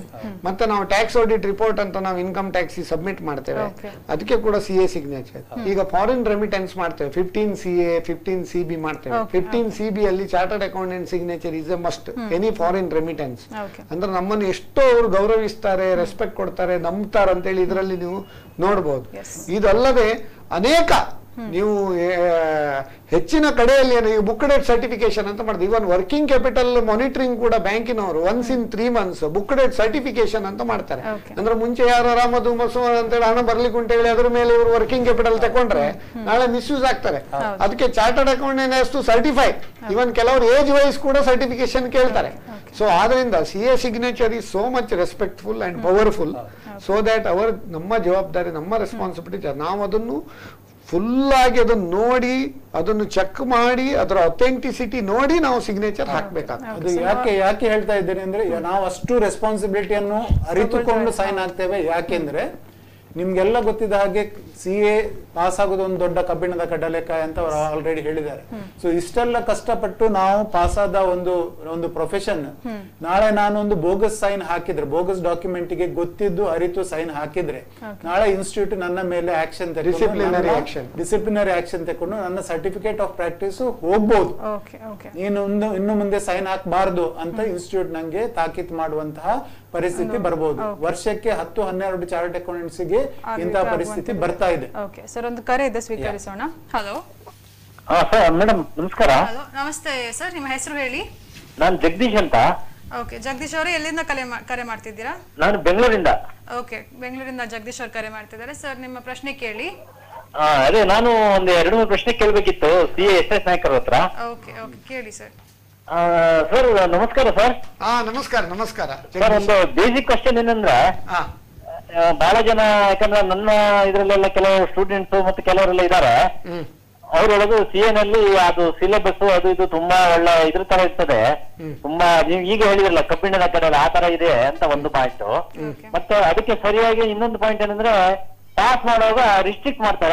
ನನ್ನ ಎಷ್ಟು ಚೆನ್ನಾಗಿ ಮಾಡಿದ್ರು ಪಾಸ್ ಮಾಡಲ್ಲ, ಯಾಕಂದ್ರೆ ಅವ್ರದ್ದು ಬರೀ 5% 3% ಮಾತ್ರ ಮಾಡ್ಬೇಕಂತ ರೂಲ್ಸ್ ಇದೆ. ಇದು ಎಲ್ಲ ಸತ್ಯನಾ ಸರ್? ಇದು ಬಹಳ ಉತ್ತಮ ಪ್ರಶ್ನೆ. ನೀವು ವಿದ್ಯಾರ್ಥಿಗಳಿಗೆ ಕಲಿಸ್ತಾ ಇದ್ದೀರಾ ಬೆಂಗಳೂರಲ್ಲಿ, ಜಗದೀಶ್ ಅವರೇ? ಅಲ್ಲ, ಆಕ್ಚುಲಿ ನಾನು ಫೈನಾನ್ಷಿಯಲ್ ಕನ್ಸಲ್ಟೆಂಟ್. ನನ್ನ ಹತ್ರ ಬಹಳ ಜನ ಟು ಬಿ ಫ್ರಾಂಕ್ CA ಮಾಡಿರ್ತಾರ, ಅರ್ಧದಲ್ಲಿ ನಿಲ್ಸಿರ್ತಾರ. ಯಾಕಂದ್ರೆ ಈ ತರ ಎಲ್ಲ ಕತೆ ಹೇಳ್ತಾರೆ. ಅಂದ್ರೆ ನಾನ್ ಮಾಡಿದೆ, ತುಂಬಾ ಸಲ ಟ್ರೈ ಮಾಡಿದೆ, ಅದು ಹೀಗೆ ಹಾಗೆ ಅಲ್ಲಿ ರೂಲ್ಸ್ ಮಾಡಿದ್ದಾರೆ ಸ್ಟ್ರಿಕ್ಟ್ ಆಗಿ, ನಾನು ಎಷ್ಟು ಮಾಡಿದ್ರು ಪಾಸ್ ಮಾಡಲ್ಲ ಅಂತ. ಬೇರೆ ಯಾವ್ದುಂಟಾ? ಬೇರೆ ಯಾವ್ದಕ್ಕೆ ಪ್ರಶ್ನೆ ಉಂಟಾ? ಬೇರೆ ಏನಿಲ್ಲ, ನಿಮ್ದೆಲ್ಲ ನಾನು ಅವಾಗ ಪೇಪರ್ ಅಲ್ಲಿ ನೋಡ್ತೀನಲ್ಲ, ನೀವು MSME ಗೆಲ್ಲ ತುಂಬಾ ರೀತಿಯಲ್ಲಿ ಸಹಾಯ ಮಾಡೋದು, ಮತ್ತೆ MSc ಮೇಲೆ ಇವನ್ ನಿಮ್ಗೆ ಯಾವಾಗ ಸಿಕ್ಕಿದ್ದು ಕೂಡ ಒಂದ್ಸಲ ನೋಡಿದ್ದೆ, ಯಾವ್ದೋ ಒಂದು ಕಾರ್ಯಕ್ರಮದಲ್ಲಿ ಬಾಂಬಿನಲ್ಲೇ ಇಲ್ಲೋ. ಅದಕ್ಕೋಸ್ಕರ ನಾನು ಸ್ವಲ್ಪ ತುಂಬಾ ಸಲ ಟ್ರೈ ಮಾಡಿದೀನಿ. ಅದನ್ನು ಖುಷಿ ಆಗೋದು, ಈ ಪ್ರೋಗ್ರಾಮ್ ಇದೆಯಲ್ಲ ನಿಮ್ದು, ನಾನು ಯಾವಾಗ್ಲೂ ನೋಡ್ತೀನಿ. ನಿಮ್ಮ ಪ್ರಶ್ನೆಗೆ ಉತ್ತರ ಹೇಳ್ತೇವೆ. ಈಗ CA ಅಲ್ಲಿ ರಿಸ್ಟ್ರಿಕ್ಟ್ ಮಾಡ್ತಾರೆ ರಿಸಲ್ಟ್, ಇಷ್ಟೇ ಪರ್ಸೆಂಟೇಜ್ ಗಿಂತ ಜಾಸ್ತಿ ಪಾಸ್ ಆದ್ರೆ ಅದನ್ನು ಕಮ್ಮಿ ಮಾಡ್ತಾರೆ ಅಂತೇಳಿ ನಮ್ಗೆ ಕೂಡ ಅದೇ ಕ್ವಶನ್ ಕೇಳಿದ್ದಾರೆ. ಆದ್ರೆ ಒಂದು ಹೇಳ್ತೇನೆ, ಅದು ಯಾರು ಗೊತ್ತಾ ಕೇಳುದು? ಎಟುಕದ ದ್ರಾಕ್ಷೆ ಹುಳಿ ಅಂತ. ಹೌದು, ಯಾಕಂದ್ರೆ ದ್ರಾಕ್ಷೆ ನಮ್ಗೆ ಯಾವ್ದು ಎಟುಕುದಿಲ್ಲ, ಅದು ಹುಳಿ ಅಂತ ಬಿಡ್ತೇವೆ ನಾವು. ಆಕ್ಚುಲಿ ಹೆಚ್ಚಿನವರದ ತಲೆಯಲ್ಲಿ ಏನಂತ ಹೇಳಿದ್ರೆ, CA ಅಂತ ಹೇಳಿದ್ರೆ BA ಪಾಸ್ ಮಾಡಿದಾಗೆ, ಬೇರೆ MBA ಮಾಡಿದ ಅಥವಾ ಬೇರೆ ಯಾವುದೇ ಒಂದು ಡಿಗ್ರಿ ಮಾಡಿದಾಗ CA ಅಲ್ಲಿ ಪಾಸ್ ಆಗ್ಬಹುದು ಅಂತ. ಅದು ಸುಳ್ಳು. ಇಲ್ಲಿ ನಿಮ್ಗೆ ಏನಂತ ಹೇಳಿದ್ರೆ 100% ತನು ಮನ ಅದು ಹಾಕಿ ನೀವು ಪಾಸ್ ಆದ್ರೆ ಮಾತ್ರ ನೀವು CA ಪಾಸ್ ಆಗ್ತೀರಿ. CA ಪಾಸ್ ಆದ್ರೆ ಮತ್ತೆ ಆಟೋಮೆಟಿಕಲಿ ತನು ಮನ ಹಾಕಿದ ಕೂಡಲೇ ನಿಮ್ಗೆ ಧನ ಕೂಡ ಸಿಗ್ತದೆ. ಆದ್ರೆ ಮತ್ತೇನು, ನಾನು ಆವಾಗಲೇ ಅದ್ರ ಬಗ್ಗೆ ಎಕ್ಸ್ಪ್ಲೇನ್ ಮಾಡಿದ, ಒಬ್ರು ಸ್ಟೂಡೆಂಟ್ ಕೇಳಿದ್ರು. ಈಗ ನಾವು ಹೇಗೆ ತಯಾರು ಮಾಡ್ಬೇಕು, ತಯಾರಿ ನೋಡಿ. ಒಂದು ಹೇಳ್ತೇನೆ, CA ಬುಕ್ ನೋಡುವಾಗ ಎಲ್ಲರಿಗೆ ಹೆದರಿಕೆ ಆಗ್ತದೆ. ಈಗ ನಮ್ಮ ಗಿರಿಧರ್ ಕಾಮತ್ರ ಹೇಳಿದ್, ಈಗ ಕೂತ್ರೆ ನಾವು ಪಾಸ್ ಆಗೋದು ಕಷ್ಟ ಅಂತೇಳಿ, ಅಂದ್ರೆ ಅಷ್ಟು ಬುಕ್ಸ್ ಇರ್ತದೆ. ಬಟ್ ಒಂದು ಹೇಳ್ತೇನೆ, ಎಷ್ಟು ವಾಸ್ಟ್ ಬುಕ್ಸ್ ಇದ್ರು ಅದನ್ನು ಒಂದೇ ಸಾರಿ ಎಕ್ಸಾಮ್ ಟೈಮಲ್ಲಿ ಓದುದಲ್ಲ. ಅವರು ಸ್ಟೂಡೆಂಟ್ ಆಗಿ ಅವರು ಜಾಯಿನ್ ಆದ ದಿನದಿಂದ ಡೈಲಿ ಒಂದನ್ನು ನೋಡುವ. ಅದಕ್ಕೆ ನಾನು ಹೇಳಿದೆ, chapter A day keeps the exam fever ಎವೇ ಅಂತೇಳಿ. ಡೈಲಿ ಒಂದೊಂದು ಚಾಪ್ಟರ್ ನೋಡಿ ಮನನ ಮಾಡಿಕೊಂಡ್ರೆ, ಅದರ ಬಗ್ಗೆ ಅವರ ಸಹಪಾಠಿಗಳಿರ್ತಾರೆ ಆಫೀಸಲ್ಲಿ, ಅವರಿಗೆ ಭಾರಿ ಸುಲಭ. ಆಕ್ಚುಲಿ ಪ್ರಾಕ್ಟಿಕಲ್ ನಾಲೆಜ್ ಮತ್ತೆ theoretical knowledge will go in tandem in case of CA course. ಅದಲ್ಲದೆ ಗುರುಕುಲ ಸಿಸ್ಟಮ್ ಆಫ್ ಎಜುಕೇಶನ್, ಅವರ ಪ್ರಿನ್ಸಿಪಾಲ್ ಇರ್ತಾರೆ, ಅವ್ರ ಹತ್ರ ಕೇಳ್ಬೋದು ಅವರು ಡೇ ಟು ಡೇ. ಇಂಥ ಎಲ್ಲ ಒಂದು ಫೆಸಿಲಿಟಿ ಉಂಟು. ಮಧ್ಯಾಹ್ನ ನೋಡಿ ಲಂಚ್ ಟೈಮ್ ಇರ್ತದೆ, ಫ್ರೀ ಟೈಮ್ ಇರ್ತದೆ, ತುಂಬಾ ಪುಸ್ತಕ ಇರ್ತದೆ. CA ಆಫೀಸ್ ಮತ್ತೆ ಲಾಯರ್ ಆಫೀಸ್ ನಿಮ್ಗೆ ನೋಡಿದ್ರೆ ನಿಮ್ಮ ಮನಸ್ಸಿನ ಒಂದು ಚೇಂಬರ್ ಮತ್ತೆ ತುಂಬಾ ಪುಸ್ತಕ ತೋರುದು ಅಲ್ವಾ? ಆ ಪುಸ್ತಕ ಇದ್ರೆ ಪ್ರಯೋಜನ ಇಲ್ಲ. ಆ ಪುಸ್ತಕದಲ್ಲಿ ಇದ್ದದ್ದನ್ನು ನಮ್ಮ ಮಸ್ತಕಕ್ಕೆ ನಾವು ಮನನ ಮಾಡಿಕೊಳ್ಳುವ ಒಂದು ಇದು ಮಾಡಿದ್ರೆ ಮಾತ್ರ ಅಂತವ್ರಿಗೆ ಮಾತ್ರ ಆಗ್ತದೆ. ಅದಕ್ಕೆ ನಾನು ಆವಾಗಲೇ ಹೇಳಿದೆ, if you want to shine like a sun you should burn like a sun ಅಂತೇಳಿ. You have to tell this to your son also if he is doing CA. Okay okay. ಅದಲ್ಲದೆ ಮತ್ತೊಂದು ಹೇಳ್ತೇನೆ ಸರ್, ಬೇರೆ ಯಾವುದೇ ಕೋರ್ಸಿನಲ್ಲಿ ಸಹ ತಂದೆ ತಾಯಿಯವರ ಫೋರ್ಸಿಗೆ join ಆದ್ರೆ pass ಆಗ್ಬಹುದು. ಇಂಜಿನಿಯರಿಂಗ್ ಇರ್ಬೋದು, ಮೆಡಿಕಲ್ ಇರ್ಬೋದು, MBA ಇರ್ಬೋದು, ಯಾವ ಕೋರ್ಸ್ ಸಹ ತಂದೆ ತಾಯಿ ಫೋರ್ಸ್ ಮಾಡಿದ್ರೆ ಪಾಸ್ ಆಗ್ಬಹುದು. ಬಟ್ CA ಅಲ್ಲಿ ಅದು ಸಾಧ್ಯ ಇಲ್ಲ. ಅವನಿಗೆ ಅಥವಾ ಅವಳಿಗೆ ಸ್ವತಃ ಮನಸ್ಸು ಬರ್ಬೇಕು, ನಾನು ಪಾಸ್ ಆಗ್ಲೇಬೇಕಂತ, ಆಗ ಮಾತ್ರ CA ಅಲ್ಲಿ ಸಾಧ್ಯ, ಇಲ್ಲದಿದ್ರೆ ಸಾಧ್ಯ ಇಲ್ಲ. That should not be the gap between dream and the aim ಅಂತ. If you have the gap between the dream and the aim, then you will not be able to achieve this. Of course, ನಾನು ಹೇಳ್ತೇನೆ, CA is not easy. It is difficult, but it is not impossible. Yes. Okay. Thank you very much. Jagadish thank you ಅವರೇ, sir, thank you very much. ಕರೆ ಮಾಡಿ ಪ್ರಶ್ನೆ ಕೇಳಿದಕ್ಕೆ ಧನ್ಯವಾದಗಳು. ನಿಮ್ಮ ಪ್ರೋತ್ಸಾಹ ನಮ್ಮ ಕಾರ್ಯಕ್ರಮದ ಮೇಲೆ ಹೀಗೆ ಇರಲಿ. ಸರ್, ಇವಾಗ ನಾವು ಹೇಳ್ತಾ ಇದ್ವಿ CAs ಇನ್ ಪ್ರಾಕ್ಟಿಸ್. ಅವಾಗ ರಾಮರಾವ್ ಅವ್ರು ಹೇಳಿದ್ರು ಅವರಿಗೆ ಒಂದು ರಿಟೈರ್ಮೆಂಟ್ ಅನ್ನುವಂಥದ್ದು ಏನೇ ಇಲ್ಲ. ಆದ್ರೆ ಇವಾಗ ಜನರಲಿ ಇಂಡಸ್ಟ್ರಿಯಲ್ಲಿ ಇದ್ದಂಥವರಿಗೆ ಏನೆಲ್ಲ ಆಪರ್ಚುನಿಟೀಸ್, ಈಗ ಇಂಡಸ್ಟ್ರಿಗೆ ಹೋಗ್ಬೇಕು, ಪ್ರಾಕ್ಟೀಸ್ ಬೇಡ ಅನ್ನುವಂಥವರಿಗೆ ಏನೆಲ್ಲ ಆಪರ್ಚುನಿಟೀಸ್ ಇದೆ ಈ ಫೀಲ್ಡ್ ಅಲ್ಲಿ? ಇಂಡಸ್ಟ್ರಿಯಲ್ಲಿ ಪ್ರಾಕ್ಟೀಸ್ ಅಲ್ಲಿ ಎಷ್ಟು ಅಪರ್ಚುನಿಟಿ ಉಂಟು, ಅದಕ್ಕಿಂತ ಜಾಸ್ತಿ ನಮ್ಮ ಇಂಡಸ್ಟ್ರಿಯಲ್ಲಿ ಕೂಡ ಅಪರ್ಚುನಿಟಿ ಉಂಟು. ಸೊ ಇಂಡಸ್ಟ್ರಿ ಲೀಡರ್ಸ್ ನಮ್ಮ ಬಗ್ಗೆ ಏನ್ ಹೇಳಿದಾರೆ ಅಂತ ನಮ್ಮ ಒಂದು ಸ್ಕ್ರೀನ್ ಅಲ್ಲಿ ಹಾಕಿದ್ರೆ ಅದ್ರ ಬಗ್ಗೆ ಇದೆ, ನಾವು ಸ್ವೀಕರಿಸಿ ಅದ್ರ ಬಗ್ಗೆ ಮಾತಾಡೋಣ. ಹಲೋ, ನಾಗೇಶ್ ಪೈ ಅಂತ. ನಾಗೇಶ್ ಪೈ ಅವರೇ, ಓಕೆ, ನಿಮ್ಮ ಪ್ರಶ್ನೆ ಕೇಳಿ. SS ನಾಯಕರಿಗೆ ಪ್ರಶ್ನೆ. ನಮಸ್ಕಾರ ನಾಗೇಶ್ ಪೈ ಅವರಿಗೆ. ನಮಸ್ಕಾರ. ಅದು ಕೆಲವೊಮ್ಮೆ ಆಗ್ತದೆ, ಟ್ಯಾಕ್ಸ್ ಕನ್ಸಲ್ಟೆಂಟ್ ಅಂತ ಇರ್ತದೆ. ಆಡಿಟರ್ ಅನ್ನೋದು ರೂಢಿಯಲ್ಲಿ ಮಾತ್ರ, ಅವರು ಬೋರ್ಡ್ ಏನು ಆಡಿಟರ್ ಅಂತ ಹಾಕುದಿಲ್ಲ. ಟ್ಯಾಕ್ಸ್ ಕನ್ಸಲ್ಟೆಂಟ್ ಲೆಕ್ಕ ಶೋಧಕರು ಮತ್ತೆ ಲೆಕ್ಕ ಪರಿಶೋಧಕರು. ಆದ್ರೆ ಕೆಲವೊಮ್ಮೆ ಆಗ್ತದೆ, ಟ್ಯಾಕ್ಸ್ ಕನ್ಸಲ್ಟೆಂಟಿನಿಂದ ಅವರು ನಮ್ಮ ಲೆಕ್ಕ ಜಾಸ್ತಿ ಆದಾಗ ಅವರು ಟ್ಯಾಕ್ಸ್ ಪರಿಶೋಧಕರ ಹತ್ರ ಹೋಗ್ತಾರೆ ಕಸ್ಕತಿಗೆ. ಕೆಲವೊಮ್ಮೆ ಆಗ್ತದೆ, ಅವರು ಹೇಳಿದಾಗೆ ಕೇಳುವ ಆಡಿಟರ್ ಹತ್ರ ಹೋಗ್ತಾರೆ. ಅರ್ಥ ಆಯ್ತಾ ನಾನು ಹೇಳಿದ್ದು? ಅಂದ್ರೆ ಆವಾಗ ಅವರು ಕಣ್ಣು ಮುಚ್ಚಿ ಬಿಡ್ತಾರೆ ಇವರು ಮಾಡಿದ್ದನ್ನು, ಇವರ ಮೇಲೆ ನಂಬಿಕೆಯಿಂದ. ಆದ್ರಿಂದ ಕೆಲವೊಮ್ಮೆ ಉದ್ಯಮಿಗಳೇ ದಾರಿ ತಪ್ತಾ ಇದ್ದಾರೆ ಅಂತ ಒಂದು ಪ್ರಚಾರ ಉಂಟು. ಕೆಲವೊಮ್ಮೆ ನಾನು ಆಲೋಚಿಸುವುದು, ಟ್ಯಾಕ್ಸ್ ಈ ಆಡಿಟ್ರೇ ಕೆಲವೊಮ್ಮೆ ದಾರಿ ತಪ್ಪಿಸ್ತಾರೋ. ನಾನು ಕೆಲವೊಮ್ಮೆ ನಾನು ದೃಷ್ಟಾಂತ ಹೇಳಲಿಕ್ಕೆ ಇಚ್ಛೆ ಬರ್ತೇನೆ ನಿಮ್ಮ ಹತ್ರ. ಒಂದು ದೃಷ್ಟಾಂತ ಇದು ಅಪ್ರಸ್ತುತ ಈ ಕಾರ್ಯಕ್ರಮಕ್ಕೆ. ನಾನು ರೋಗಿ ಆದ್ರೆ ಡಾಕ್ಟರ್ ಹೇಳಿದ್ದನ್ನೇ ಎಲ್ಲ ಕೇಳಲಿಕ್ಕೆ ರೆಡಿ ಇಲ್ಲ. ನಾವು ಸ್ವಲ್ಪ ಡಾಕ್ಟರ್ ಆಗ್ಬೇಕು. ನಾನು ಇದನ್ನು ಮಣಿಪಾಲದಲ್ಲಿ ವಾದ ಮಾಡಿದ್ದೇನೆ. ನನಗೆ ಶುಗರ್ ಉಂಟಂತೇಳಿ ಅವರು ಮೆನ್ಷನ್ ಮಾಡಿದ್ರು, ನಾನು ಇಲ್ಲ ಅಂತ ಮೆನ್ಷನ್ ಮಾಡಿದ್ದೇನೆ. ಅದು ಯಾಕೆ ಅಂತ ಅವರು ಕೇಳಿದ್ರು, ದೊಡ್ಡ ವೈದ್ಯರು. ಆವಾಗ ಹೇಳಿದ್ದೇನೆ, ನಮ್ಮಲ್ಲಿ ಪ್ಯಾಂಕ್ರಿಯಾಸ್ ಅಂತ ಉಂಟು, ಅದು ನಂದು 100% ರನ್ ಆಗ್ತಾ ಉಂಟು, ಆದ್ರಿಂದ ನಮ್ಗೆ ಶುಗರ್ ಬರುದಿಲ್ಲ, ಅದು BP ಮಾತ್ರ ವೇರಿಯೇಷನ್ ಆಗುದು. ಆವಾಗ ಪುನಃ ಚೆಕ್ ಮಾಡಿದಾಗ ನನಗೆ ಶುಗರ್ ಇಲ್ಲ. ಅರ್ಧ ಗಂಟೆಯಲ್ಲಿ ಪುನಃ ಚೆಕ್ ಮಾಡಿದ್ರು. ಅಂದ್ರೆ ನಾವು ನೀವು ಹೇಳಿದ್ದನ್ನೆಲ್ಲ ಒಪ್ಪಲಿಕ್ಕೆ ರೆಡಿ ಇಲ್ಲ. ನಾನೊಬ್ಬ ಹಾರ್ಟ್ ಪೇಷಂಟ್ ಬಿಟ್ರೆ ಎಲ್ಲದಕ್ಕೂ ನೀವು ಹೇಳಿದ್ದನ್ನು ಒಪ್ಪಲಿಕ್ಕೆ ರೆಡಿ ಇಲ್ಲ. ಆದ್ರಿಂದ ನಾನು ನಮ್ಮ ಆಡಿಟರ್ಗೆ ಹೇಳುದು, ನಮ್ಮ ಟ್ಯಾಕ್ಸ್ ಕನ್ಸಲ್ಟೆಂಟ್ ಹೇಳುದು, ಪ್ರತಿ ಒಂದನ್ನು ನೀವು ತೋರಿಸಬೇಕು. ನಾನೊಂದು ಸ್ಕೂಟರ್ ತಗೊಂಡ್ರು ನೀವು ನನ್ನ ಇದರಲ್ಲಿ ಮೆನ್ಷನ್ ಬ್ಯಾಲೆನ್ಸ್ ಶೀಟ್ ಅಲ್ಲಿ ಮೆನ್ಷನ್ ಮಾಡ್ಬೇಕು. ಬೇಡ ಮಾರ ಸ್ಕೂಟರ್ ಎಲ್ಲ ಬೇಡ ಅಂತ ಹೇಳುದು ಅವರು. ಹೊಸ ಸ್ಕೂಟರ್ ತಗೊಳ್ಳುವಾಗ ಸಹ ಸ್ವಲ್ಪ ಮಟ್ಟಿಗೆ ನಾವು ಡಾಕ್ಟರ್ ಆಗಬೇಕು. ಬಹಳ ಸಂತೋಷ ನಾಗೇಶ್ ಪೈ ಅವರೇ. ನೋಡಿ, ನೀವು ಒಂದು ನಿಮ್ದು ಏನು ಬಿಸ್ನೆಸ್ ನಿಮ್ದು? ನಮ್ದು ಸಣ್ಣ ಮಟ್ಟದ ಉದ್ಯಮ. ನೋಡಿ, ಸಣ್ಣ ಮನೇನು ಅಂಗಡಿಯಾ? ಅಂಗಡಿ. ನೋಡಿ, ಒಂದು ಅಂಗಡಿಯಲ್ಲಿ ಸಣ್ಣ ಮಟ್ಟದ ಉದ್ಯಮ ಮಾಡುವವರು ಕೂಡ ನಮ್ಮ ದೇಶದ ಬಗ್ಗೆ ಇಷ್ಟು ಒಳ್ಳೆ ರೀತಿಯಲ್ಲಿ ಆಲೋಚನೆ ಮಾಡಿ ಒಂದು ಕಂಪ್ಲೈನ್ಸ್ ಬಗ್ಗೆ ಅವನು ಮನಸ್ಸಿನಲ್ಲಿ ಉಂಟಲ್ಲ, ಅದು ನಾವು first of all hats off to Nagesh Pai ಅವರಿಗೆ. ಯಾಕಂದ್ರೆ ಎಪ್ರಿಶಿಯೇಟ್ ಮಾಡ್ಬೇಕು. ಯಾಕಂದ್ರೆ ಅವರಿಗೆ ಒಂದು ನಮ್ಮ ಒಂದು ಏನಿದ್ರು 100% ತೋರಿಸ್ಬೇಕು, ಟ್ಯಾಕ್ಸ್ ಕಟ್ಟಬೇಕು ಅಂತೇಳಿ ಆ ಒಂದು ಮನಸ್ಸು. ಆದ್ರೆ ನಮ್ಮ ದೇಶದಲ್ಲಿ ಏನಾಗಿದೆ, ಹೆಚ್ಚಿನವರ ಮನಸ್ಥಿತಿ ಹಾಗಿಲ್ಲ. ಹೆಚ್ಚಿನ ಮನಸ್ಥಿತಿ ಏನಂತ ಹೇಳಿದ್ರೆ, ನಾವು ಟ್ಯಾಕ್ಸ್ ಕಟ್ಟಿದ್ರೆ ನಮ್ಗೆ ಉಳು ಏನು, ಸ್ವಲ್ಪ ನಂಬರ್ 2 ಮಾಡೋ ಇಂಥದ್ದೆಲ್ಲ ಪರಿಸ್ಥಿತಿ ಉಂಟು. ನಮ್ಮ ವಾರನ್ ಬಫೆಟ್ ಅವರು ಕೂಡ ಹೇಳಿದ್ದಾರೆ. ಏನು ಹೇಳಿದ್ದಾರೆ? The best way of doing charity is to pay due taxes ಅಂತ. ನೀವು ತೆರಿಗೆಯನ್ನು ತಪ್ಪಿಸಿ ಯಾವುದೇ ಚಾರಿಟಿ ಮಾಡಿ, ಯಾವುದೇ ದೇವಸ್ಥಾನಕ್ಕೆ ಕೊಡಿ, ಯಾವುದೇ ರಿಲಿಜನಿಗೆ ಕೊಡಿ, ಯಾರೋ ಹೆಚ್ಚಿನ ಜನ ತಿರುಪತಿ ದೇವರಿಗೆ ಚಿನ್ನದ ಕಿರೀಟ ಅದು ಇದೆಲ್ಲ ಕೊಟ್ಟು ಇಲ್ಲಿ ತೆರಿಗೆ ತಪ್ಪಿಸಿದ ಹಣದಲ್ಲಿ ಯಾವ ದೇವರಿಗೆ ನೀವು ಏನು ಹರಕೆ ಮತ್ತು ಏನು ಸಂದಾಯ ಮಾಡಿದ್ರು ಅದು ಯಾವುದೇ ಒಂದು ಪ್ರಯೋಜನ ಇಲ್ಲ, ಅದು ನಿಷ್ಪ್ರಯೋಜಕ ಅಂತ ಹೇಳ್ತೇನೆ. ಅದೇ ರೀತಿ ಈಗ ತೆರಿಗೆ ರೇಟ್ ಎಲ್ಲ ತುಂಬಾ ಸೂಕ್ಷ್ಮ ಮತ್ತು ಕಮ್ಮಿ, GST ಕೂಡ ತುಂಬಾ ಕಮ್ಮಿ ಆಗಿದೆ. ಈಗ ಈ ವ್ಯಾಪಾರಸ್ಥರಾದ್ರೆ ಅಪ್ ಟು 40 lakhs ವರೆಗೆ ಪರ್ ಆನಮ್ ಟರ್ನ್ ಓವರ್ ಇದ್ರೆ GST ರಿಜಿಸ್ಟ್ರೇಷನ್ ಅಗತ್ಯ ಇಲ್ಲ. 40 lakhs ಇಂದ 1.5 lakhs ವರೆಗೆ ಆದ್ರೆ 1% ಕಾಂಪೋಸಿಷನ್ ಅಲ್ಲಿ ಕಟ್ಟಿದ್ರೆ 1.5 crores ವರೆಗೆ 1% ಕಟ್ಟಿದ್ರು ಸಾಕು. ಅದಲ್ಲದೆ GST ಅಲ್ಲಿ ಈಗ ಏನಂತ ಹೇಳಿದ್ರೆ 3 ವರ್ಷ ಆಯ್ತು ಈಗ GST ಆಗಿ. ಅದರಲ್ಲಿ ಈಗ ನೋಡಿ ನೀವು ಇನ್ಪುಟ್ ಕ್ರೆಡಿಟ್ ಉಂಟು, ಎಲ್ಲ ಒಂದು ಫೆಸಿಲಿಟಿ ಕೂಡ, ಟ್ಯಾಕ್ಸ್ ರೇಟ್ ಕೂಡ ಅವರು ಮೇಲೋ ಡೌನ್ ಮಾಡಿದ್ದಾರೆ. ರೆಸ್ಟೋರೆಂಟ್ ಅಲ್ಲಿ ಮುಂಚೆ ಎಲ್ಲ 18% ಅದೆಲ್ಲ ಇದ್ದದೆಲ್ಲ ತೆಗೆದು ಈಗ ಜಸ್ಟ್ 5% ವಿದೌಟ್ ಇನ್ಪುಟ್ ಕ್ರೆಡಿಟ್. ತುಂಬಾ ಸರಳ ಮಾಡಿದ್ದಾರೆ. ಇನ್ಕಮ್ ಟ್ಯಾಕ್ಸ್ ಅಲ್ಲಿ ಕೂಡ up to 5 lakhs income there is no tax is to be paid.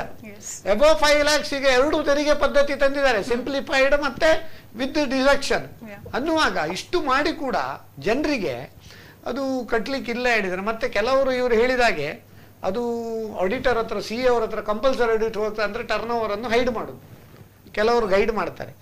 But ಆವಾಗ ಇವ್ರು ಏನು ಮಾಡಬೇಕು, ದರ್ ಇಸ್ ಎ ಸೇಯಿಂಗ್, ಎಲ್ಲರೂ ನಮ್ಮ ಇದರಲ್ಲಿ ಕೂಡ ಬ್ಲ್ಯಾಕ್ ಶೀಪ್ ಇರ್ಬೋದು, ಟ್ಯಾಕ್ಸ್ ಪ್ರಾಕ್ಟಿಷನರ್ ಎಲ್ಲ ಕಡೆಯಲ್ಲಿ ಬ್ಲ್ಯಾಕ್ ಶೀಪ್ಸ್ ಇರ್ತಾರೆ. ಬಟ್ ನಾವು ಆ ಬ್ಲ್ಯಾಕ್ ಶೀಪ್ ಹತ್ರ ಕೈಯಲ್ಲಿ ಹೋಗಬಾರ್ದು. ನಮ್ಗೆ ಗೊತ್ತಾಗ್ತದಲ್ಲ, ಒಂದೆರಡು ವ್ಯವಹಾರ ಮಾಡೋದು, ಅನ್ನ ಬೆಂದಿದೆ ನೋಡ್ಲಿಕ್ಕೆ ಒಂದು ಅಗಳು ನೋಡಿದ್ರೆ ಸಾಕಾಗ್ತದೆ, ಪ್ರತಿ ಅಗಳು ನೋಡುವ ಅಗತ್ಯ ಇಲ್ಲ. ಅದಕ್ಕೆ ಹೇಳ್ತಾರೆ, ಸಗಣಿಯವನೊಂದಿಗೆ ಸ್ನೇಹ ಮಾಡುವುದಕ್ಕಿಂತ ಗಂಧದವನೊಂದಿಗೆ ಗುದ್ದಾಡುವುದೇ ಲೇಸು ಅಂತೇಳಿ. ಆದ್ರಿಂದ ಹೊಟ್ಟೆ ನೋವಾದ್ರೆ ಕೈ ಮದ್ದು ಕುಡಿದ್ರೆ ಮಾತ್ರ ಹೊಟ್ಟೆ ನೋವು ಗುಣ ಆಗ್ತದೆ. ಬಹಳ ಒಂದು ಉತ್ತಮವಾಗಿ ಒಂದು ಪ್ರಶ್ನೆ ಕೇಳಿದ ನಾಗೇಶ್ ಪೈ ಅವರಿಗೆ ನಿಜವಾಗಿ ಒಂದು ಧನ್ಯವಾದ. ಮತ್ತೆ ಒಂದು ಮಾತಾಡ್ಲಿಕ್ಕೆ ಇಚ್ಛೆ ಪಡ್ತೇನೆ. ಅಂದ್ರೆ ಒಂದು ನರೇಂದ್ರ ಮೋದಿ ಅವರು ಒಂದು ಮಾತಾಡಿದ್ದಾರೆ ಮೊನ್ನೆ ಇತ್ತೀಚೆಗೆ ಭಾಷಣದಲ್ಲಿ, ಇವತ್ತು 80 ಕೋಟಿ ಜನಕ್ಕೆ ನಾನು ಅಕ್ಕಿ ಗೋಧಿಯನ್ನು ವಿತರಣೆ ಮಾಡ್ತೇನೆ ಅಂತ ಆದ್ರೆ ಯಾವ ಧೈರ್ಯದಿಂದ ಅಂತ ಹೇಳಿದ್ರೆ 2 ವರ್ಗದವರಿಂದ ಅಂತ ಹೇಳಿದ್ದಾರೆ. ಒಂದು ರೈತರಿಂದ, ಒಂದು ಪ್ರಾಮಾಣಿಕ ತೆರಿಗೆ ಕಟ್ಟುವವರಿಂದ. ಕರೆಕ್ಟ್. ಇವರ ಇಬ್ಬರಿಂದ ನಾನು ದೇಶವನ್ನ ಈಗ ಈ 80 ಕೋಟಿ ಜನರಿಗೆ ಕೊಡ್ತೇನೆ ಅನ್ನುವ ಒಂದು ಮಾತು ಹೇಳಲಿಕ್ಕೆ ನಾನು ಕೊಟ್ಟಿದ್ದಲ್ಲ, ನರೇಂದ್ರ ಮೋದಿ ಅವರು ಹೇಳಿದ ಮಾತು. ಆ ಪ್ರಾಮಾಣಿಕತೆ ತೆರಿಗೆಯವರಲ್ಲಿ ನಾನೊಬ್ಬ ಆಗ್ಬೇಕಂತ ಇಚ್ಛೆ ನನಗೆ. Very good, very good. So Nagesh Bhai ಅವರೇ, ನಿಮ್ಮಂತವರು ಇನ್ಕಮ್ ಟ್ಯಾಕ್ಸ್ ಕಟ್ಟುವವರು ನಮ್ಮ ಭಾರತದಲ್ಲಿ 100ರಲ್ಲಿ ಹೆಚ್ಚಂದ್ರೆ 5 ಜನ. ಉಳಿದ 95 ಜನ ಇನ್ಕಮ್ ಟ್ಯಾಕ್ಸ್ ಕಟ್ಟುವುದಿಲ್ಲ, ಯಾಕಂದ್ರೆ ಅವರ ಇನ್ಕಮ್ ಟ್ಯಾಕ್ಸಬಲ್ ಲಿಮಿಟ್ ಗಿಂತ ಕಡಿಮೆ ಅಂತ ಹೇಳುವವರು. ಸೊ 135 ಕೋಟಿ ಜನಸಂಖ್ಯೆ ಇರುವ ನಮ್ಮ ದೇಶದಲ್ಲಿ ಟ್ಯಾಕ್ಸ್ ರಿಟರ್ನ್ ಫೈಲ್ ಮಾಡೋರು, ಟ್ಯಾಕ್ಸ್ ಕಟ್ಟೋರು ಹೇಳುದಲ್ಲ ನಾನು, ಟ್ಯಾಕ್ಸ್ ರಿಟರ್ನ್ ಫೈಲ್ ಮಾಡೋರು 7 ಕೋಟಿ ಜನ. ಸೊ ಹೀಗಿರುವಾಗ ಇದು ಯಾಕೆ ಅಂತ ನಾವು ಫೈಲ್ ಮಾಡುವವರು ರಿಫಂಡಿನವರು ಕೂಡ ತುಂಬಾ ಇದ್ದಾರೆ. ಸೊ ಇದು ಯಾಕೆ ಅಂತ ನಾವು ಆಲೋಚನೆ ಮಾಡಿದ್ರೆ ಇದು ನಮ್ಮ DNA ಅಲ್ಲಿದೆ. ಯಾಕೆಂದ್ರೆ ನಾವು ಸಾಧಾರಣ 300 ವರ್ಷ ಪರಕೀಯರ ಆಳ್ವಿಕೆಯಲ್ಲಿದ್ದೆವು. ಸೊ ಅದ ನಂತರ ಬ್ರಿಟಿಷರ ಆಳ್ವಿಕೆಯಲ್ಲಿದ್ದೆವು. ಆಗ ಪ್ರತಿಯೊಂದು ಮನೆಯಲ್ಲಿ ಕೂಡ ಟ್ಯಾಕ್ಸ್ ಅವರು ಕಲೆಕ್ಟರ್ ಬಂದು ಕಲೆಕ್ಟ್ ಮಾಡಿ ಹೋಗುದಿತ್ತು. ಸೊ ಆಗ ಅವರಿಗೆ ಎಷ್ಟು ಕಡಿಮೆ ಆಗ್ತದೆ ಅಷ್ಟು ಅವರು ಕಡಿಮೆ ಕೊಡುವ ಒಂದು ಪರಿಸ್ಥಿತಿಯಲ್ಲಿ ಒಂದು ನಿರ್ಮಾಣ ಮಾಡ್ತಾ ಇದ್ರು. ಸೊ ಅದು ನಮ್ಮ DNA ಅಲ್ಲಿ ಇನ್ನೂ ಸಹ ಫಾಲೋ ಆಗಿ ಇದೆ. ಆ ಅಂಶ ನಮ್ಮಿಂದ ಹೋಗ್ಬೇಕಾದ್ರೆ ಇನ್ನೂ ಸಹ 1, 2, 3 ಜನರೇಷನ್ ಹೋಗ್ಬೋದು. ನಿಮ್ಮ ಜನರೇಷನ್ ಅಲ್ಲಿ ಆಲ್ರೆಡಿ ಹೋಗಿದೆ, ನೀವು ಹೇಳುವಾಗಲೇ ಗೊತ್ತಾಗ್ತದೆ. ನಿಮ್ಮ ಮಗ ಇದರಿಗಿಂತ ಹೆಚ್ಚು ಗ್ಯಾರಂಟಿ, ಮಗ ಅಥವಾ ಮಗಳು ಇದರಿಗಿಂತ ಹೆಚ್ಚು ಟ್ಯಾಕ್ಸ್ ಅನ್ನು ಖುಷಿಯಲ್ಲಿ ಕೊಡ್ತಾರೆ. ಸೊ ನಮ್ಮಲ್ಲಿ ಕೆಲವು ಡಾಕ್ಟರ್ಸ್ ಫ್ರೆಂಡ್ಸ್ ಹೀಗೆ ಹೇಳ್ತಾರೆ, ಇಷ್ಟು ಟ್ಯಾಕ್ಸ್ ಕಟ್ಬೇಕಾ ಅಂತ. ಆಗ ನಾವು ಅವ್ರಿಗೆ ಒಂದು ಸಿಂಪಲ್ ಪ್ರಶ್ನೆ ಕೇಳೋದು, ನೀವು ಕಲಿಯುವಾಗ ಎಷ್ಟು ಫೀಸ್ ಕಟ್ಟಿದ್ದೀರಿ ಮಾರೆ? ನಂದು ಆಗ ಮೆರಿಟ್, ನಂಗೆ ಒಟ್ಟು 3,000 ಫೀಸಲ್ಲಿ ನನ್ನ PG ಆಗಿದೆ, ಆಯ್ತಾ? ಸೊ ಆಗ 3,000 ಫೀಸಲ್ಲಿ ನಿಮ್ಮ PG ಆಗಿದ್ರು ಕೂಡ ಯಾರ ಕೊಟ್ಟ ಟ್ಯಾಕ್ಸಿನ ಹಣದಿಂದ ನಿಮ್ಮ ಕಾಲೇಜ್ ಆಗ ರನ್ ಆಗ್ತಾ ಇತ್ತು. ಸೊ ಪ್ರತಿಯೊಬ್ಬನ cost even that time also it may be 3 lakhs. ಸೊ ಜನರಿಗೆ ಒಂದು ಸೌಲಭ್ಯ ಸಿಗುದು ಎಲ್ಲಿಂದ ಅಂದ್ರೆ ನಾವು ಸರಿಯಾದ ರೀತಿಯಲ್ಲಿ ತೆರಿಗೆ ಅದೇ ನಮ್ಮ ಪ್ರಧಾನಮಂತ್ರಿ ಅವರು ಹೇಳಿದನು ಬಹಳ ಒಂದು ಉತ್ತಮ ನೋಡಿ, ಒಂದು ಸಣ್ಣ ಉದ್ಯಮಿ ಆದ್ರೂ ಕೂಡ ಎಷ್ಟು ಒಳ್ಳೆ ರೀತಿಯಲ್ಲಿ ಮನನ ಪ್ರಾಮಾಣಿಕತೆ ಅನ್ನುವಂಥದ್ದು ಪ್ರತಿಯೊಬ್ಬ ಪ್ರಜೆಯಲ್ಲೂ ಇದ್ದಾಗ ದೇಶದ ಏಳಿಗೆ ತನ್ನಂತಾನೆ ಆಗ್ತದೆ ಅನ್ನುವಂಥದ್ದನ್ನ ನಾವು ನೋಡ್ಕೊಳ್ಬೇಕಾಗ್ತದೆ. ಸೊ ನಾಗೇಶ್ ಪೈ ಅವರು ಉತ್ತಮವಾದಂತಹ ಪ್ರಶ್ನೆ ಕೇಳಿದ್ರಿ, ಧನ್ಯವಾದಗಳು ಸರ್. ನೀವು ಇದಕ್ಕಿಂತ ಮುಂಚೆ ಹೇಳ್ತಾ ಇದ್ರಿ ಇಂಡಸ್ಟ್ರಿಯಲ್ಲಿ ಕೂಡ ಅನೇಕ ಒಂದು ವೇರಿಯಸ್ ಆಪರ್ಚುನಿಟೀಸ್ ಇದೆ ಸಿಎಗಳಿಗೆ ಅನ್ನುವಂಥದ್ದು. ಸೊ ಇದರ ಬಗ್ಗೆ ಏನ್ ಹೇಳ್ತೀರಾ? ಇಂಡಸ್ಟ್ರಿ ಬಗ್ಗೆ ಆಪರ್ಚುನಿಟಿ ಹೇಳ್ಬೇಕಾದ್ರೆ ನಮ್ಮ ಇಂಡಸ್ಟ್ರಿ ಲೀಡರ್ ಏನ್ ಹೇಳಿದಾರೆ ಅಂತ ನೋಡಿ. ಅಂದ್ರೆ ಒಬ್ಬ ಇಂಡಸ್ಟ್ರಿ ಜಾಯಿನ್ ಆದ್ರೆ ಈ can rise to the level of managing director or CEO. ಎಷ್ಟೋ ಬ್ಯಾಂಕಿನ managing director they have chartered accountants have become successful managing director and chairman of the bank. ಈಗ ನಮ್ಮ TN ಮನೋಹರನ್ ನಮ್ಮ CA past president is chairman of the premier public sector bank Canara bank. ಅದೇ ರೀತಿ ತುಂಬಾ chartered accountants ನವರು ಬೇರೆ ಬೇರೆ ಇದರಲ್ಲಿ ಇದ್ದಾರೆ. ಅವರು ಇದ್ದಾರೆ. ಈಗ ಫಾರ್ ಎಕ್ಸಾಂಪಲ್ ಈಗ ಕುಮಾರ ಮಂಗರಂ ಬಿರ್ಲಾ ಅವ್ರೇನ್ ಹೇಳ್ತಾರೆ, ಅವರು ಕೂಡ ಚಾರ್ಟರ್ಡ್ ಅಕೌಂಟೆಂಟ್. ಅವ್ರೇನ್ ಹೇಳ್ತಾರೆ ನೋಡಿ, CA is not a certificate or a degree, it's the pride of my life ಅಂತ. that much they respect. Rahul Dravid ಏನ್ ಹೇಳ್ತಾರೆ ಅದ್ರ ಬಗ್ಗೆ ನೋಡಿ, ಬಹಳ ಒಂದು interesting. The books are really huge, as big as Eden Gardens. Cricket looked easier for me than the CA course ಅಂತ. ಅಂದ್ರೆ ಈಡನ್ ಗಾರ್ಡನ್ ಅಷ್ಟು ಪುಸ್ತಕದ ರಾಶಿ ಹೆದ್ರಿ ಅವರು ಬಹುಶಃ ಕ್ರಿಕೆಟ್ ಪ್ರಾಕ್ಟೀಸ್ಗೆ ಹೋದ್ರು. ಅಫ್ಕೋರ್ಸ್ ಅದರಲ್ಲಿ ಅವರಿಗೆ ಏನು ಲಾಸ್ ಆಗಲಿಲ್ಲ. ಈ ಹ್ಯಾಸ್ ಬಿಕಮ್ ನಮ್ಮ ಒಂದು ಭಾರತದ ಒಂದು ಟೀಮಿನ ಗೋಡೆ ಅಂತೇಳಿ ವಾಲ್ ಅಂತೇಳಿ ಹೇಳಲಿಕ್ಕೆ ಬಹಳ ಒಂದು ಸಂತೋಷ ಆಗ್ತದೆ.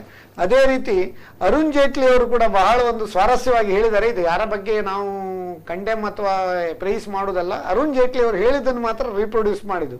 ದುನಿಯಾ ಮೇ ದೋ ಚೀಸ್ ಬಹುತ್ ಮುಷ್ಕಿಲ್ ಹೈ, ಏಕ್ CA में पास होना और दूसरा LLB में फेल होना ಅಂತ ಹೇಳಿದ್ದಾರೆ. ಈಗ LLB ಅಲ್ಲಿ ಹಾಗಿಲ್ಲ, ಮುಂಚೆ ಎಲ್ಲ part time morning college evening college ಎಲ್ಲ ಇರುವಾಗ ಇರಬಹುದು.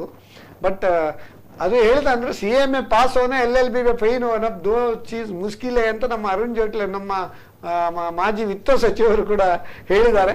ಅದಲ್ಲದೆ ನಮ್ಮ ರತನ್ ಟಾಟಾದವರು ಏನು ಹೇಳಿದ್ದಾರೆ, I need MBAs to run my business but I need CS to teach MBAs how to run the business. See how much respect this. ಇಂಥ ಒಂದು ದಿಗ್ಗಜರೇ ಇದೆ ಹೇಳಿದ್ರೆ. ಅದೆಲ್ಲ ನಮ್ಮ ಡಾಕ್ಟರ್ APJ ಅಬ್ದುಲ್ ಕಲಾಂ ಹೇಳಿದ್ದಾರೆ, CSR partner in nation building. ನಮ್ಮ PM ನವರು ಕೂಡ ಹೇಳಿದ್ದಾರೆ, ಆಲ್ರೆಡಿ ನಾವು ಅದರ ಬಗ್ಗೆ ಒಂದು ಹಾಕಿದ್ದೇವೆ.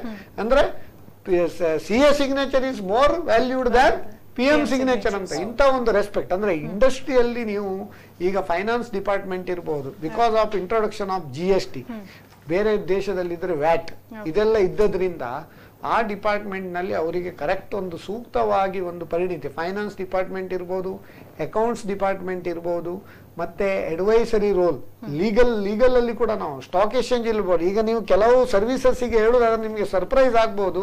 ಈಗ ನೋಡಿ, statutory audit, tax audit, income audit, credit audit, ಇದೆಲ್ಲ ಬ್ಯಾಂಕ್ ಆಡಿಟ್ಸ್ ಮತ್ತೆ ಇದರಲ್ಲೇ ಆಯ್ತು. ಈಗ GST filing, GST audit, GST 9C ಅದು ಕೂಡ ಈಗ ಆಡಿಟ್ ಮಾಡ್ಬೇಕು. ಈಗ GST ಅಲ್ಲಿ ಏನಾದ್ರು ಕರ್ಮಕಾಂಡ ಎಲ್ಲ ಹೆಚ್ಚು ಕಮ್ಮಿ ಮಾಡಿದೆ. ಈಗ 3 years ಆಫ್ GST ಅಂತ ಮೊನ್ನೆ ಪ್ರೋಗ್ರಾಮ್ ನೋಡಿದೆ ನಾನು.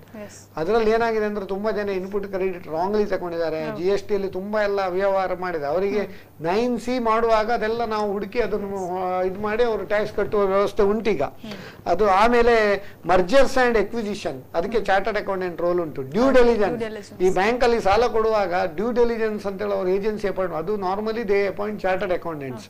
ಅದನ್ನೆಲ್ಲ ಒಂದು ಸ್ಥೂಲ ಅವ್ರದ್ದು ಒಂದು ಪರಿಶೀಲನೆ ಮಾಡಿ ರಿಪೋರ್ಟ್ ಕೊಡಬೇಕಾಗ್ತದೆ.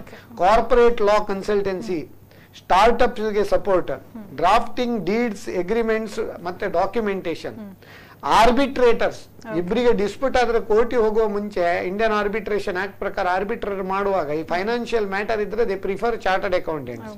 Financial consultancy, that is more important.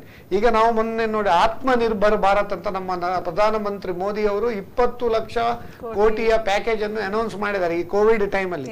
RBI ಅವರವರು ನಮ್ಮ ಶಕ್ತಿಕಾಂತ್ ದಾಸ್ ಅವರು ನಮ್ಮ ಒಂದು ಇಕಾನಮಿ ಶಕ್ತಿ ತುಂಬಲಿಕ್ಕೆ 6 month ಮೊರಿಟೋರಿಯಂ ಮಾಡಿದ್ದಾರೆ. ಇದರ ಬಗ್ಗೆ ಎಲ್ಲ ಸ್ಥೂಲ ಪರಿಚಯ ಜನರಿಗೆ ಇಲ್ಲದಿದ್ದರೆ ನಾವು ಪರಿಚಯ ಮಾಡಿಕೊಡ್ಬೇಕು. ಅದಲ್ಲದೆ MSME ಅವರಿಗೆ 3 ಲಕ್ಷ ಕೋಟಿಯ ಬಗ್ಗೆ ಒಂದು ಯೋಜನೆ ಮಾಡಿದರೆ, ಆ 3 ಲಕ್ಷ ಕೋಟಿಯ ಬಗ್ಗೆ ಇಲ್ಲಿ 3 ಕಾರ್ಯಕ್ರಮ ಮಾಡಿದ್ದೇವೆ ನಾವು ಆಲ್ರೆಡಿ. ಜನರಿಗೆ ತಲುಪಿಸಲಿಕ್ಕೆ ನಾವು we are the bridge between policy makers and stakeholders ಅಂತ ಹೇಳಲಿಕ್ಕೆ ಬಹಳ ಸಂತೋಷ ಆಗ್ತದೆ. ಅದಕ್ಕೆ ಹೇಳ್ತಾರೆ ನೋಡಿ, bridges and walls are built with the same material, whereas bridges connect the people walls divide the people ಅಂತೇಳಿ. We are very proud to tell that we are always connecting the people. ಪಾಲಿಸಿಗಳು ಅಥವಾ government and tax ಪೇಯರಿಗೆ ನಾವು ಸೇತುವೆಯಾಗಿ ಕೆಲಸ ಮಾಡ್ತೇವೆ. ಮತ್ತೆ ಎರಡನೇದಾಗಿ ನಮ್ಮ ಒಂದು ಟ್ರೈನಿಂಗ್ ಏನಿದೆ, ಸೊ ಮತ್ತು ನಾವು ಯಾವ ಗುರುಗಳ ಹತ್ರ ಮಾಡಿಕೊಂಡಿದ್ದೇವೆ ಆ 3 ವರ್ಷದ ಟ್ರೈನಿಂಗ್ ಪೀರಿಯಡ್ ಮತ್ತು ನಮ್ಮ ಟ್ರೈನರ್ಸ್ ಕೋರ್ಸ್ ಸಿಸ್ಟಮ್ ಮತ್ತು ಎಥಿಕಲ್ ಬ್ಯಾಕ್ಗ್ರೌಂಡ್, ಇದರಿಂದಾಗಿ ಚಾರ್ಟರ್ಡ್ ಅಕೌಂಟೆಂಟ್ಸ್ ಎಲ್ಲಿ ಹೋದ್ರು ಸಹ ಅವರದ ಎಥಿಕಲ್ ಬ್ಯಾಕ್ಗ್ರೌಂಡ್ ನಿಂದಾಗಿ ಆ ಒಂದು ಫೋರಮ್ ಇಂದಲೇ ಅವರು ಕೆಲಸ ಮಾಡ್ತಾರೆ.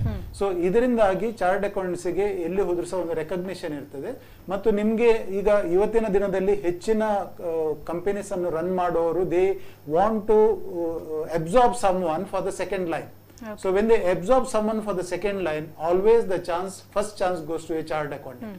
So this has been proved time and again.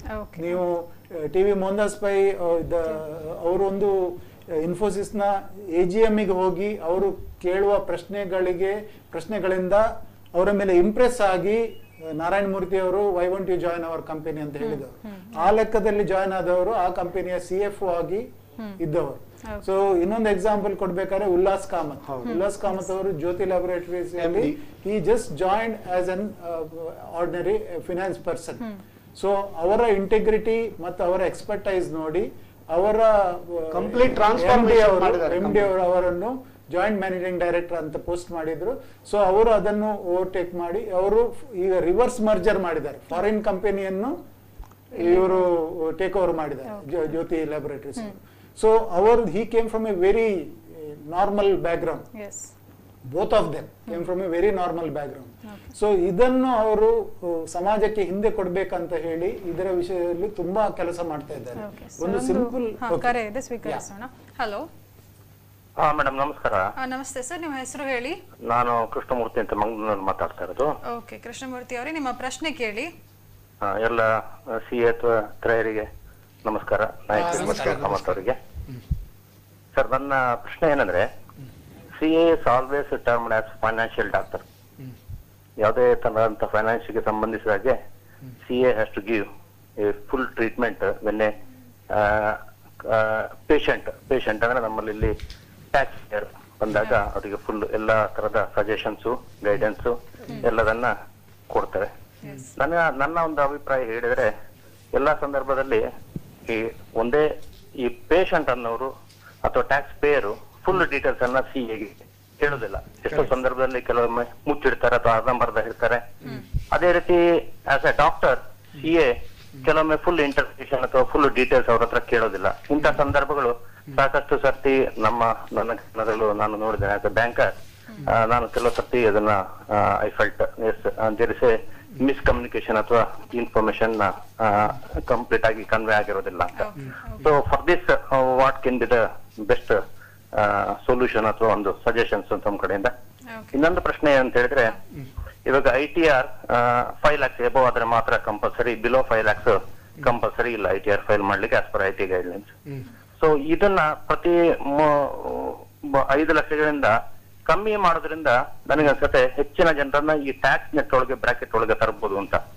ಉದ್ದೇಶ ಇಷ್ಟೇ. ಓಕೆ, ಟ್ಯಾಕ್ಸ್ ಪೇಮೆಂಟ್ ಮಾಡೋ ಬಗ್ಗೆ ನಾನು ಹೇಳ್ತಾ ಇಲ್ಲ, but bringing them under the tax filing ಕಲ್ಚರಿಗೆ ತರೋದ್ರಲ್ಲಿ ಬಹುಶಃ CA institute should do something ಅಥವಾ give suggestions to the government.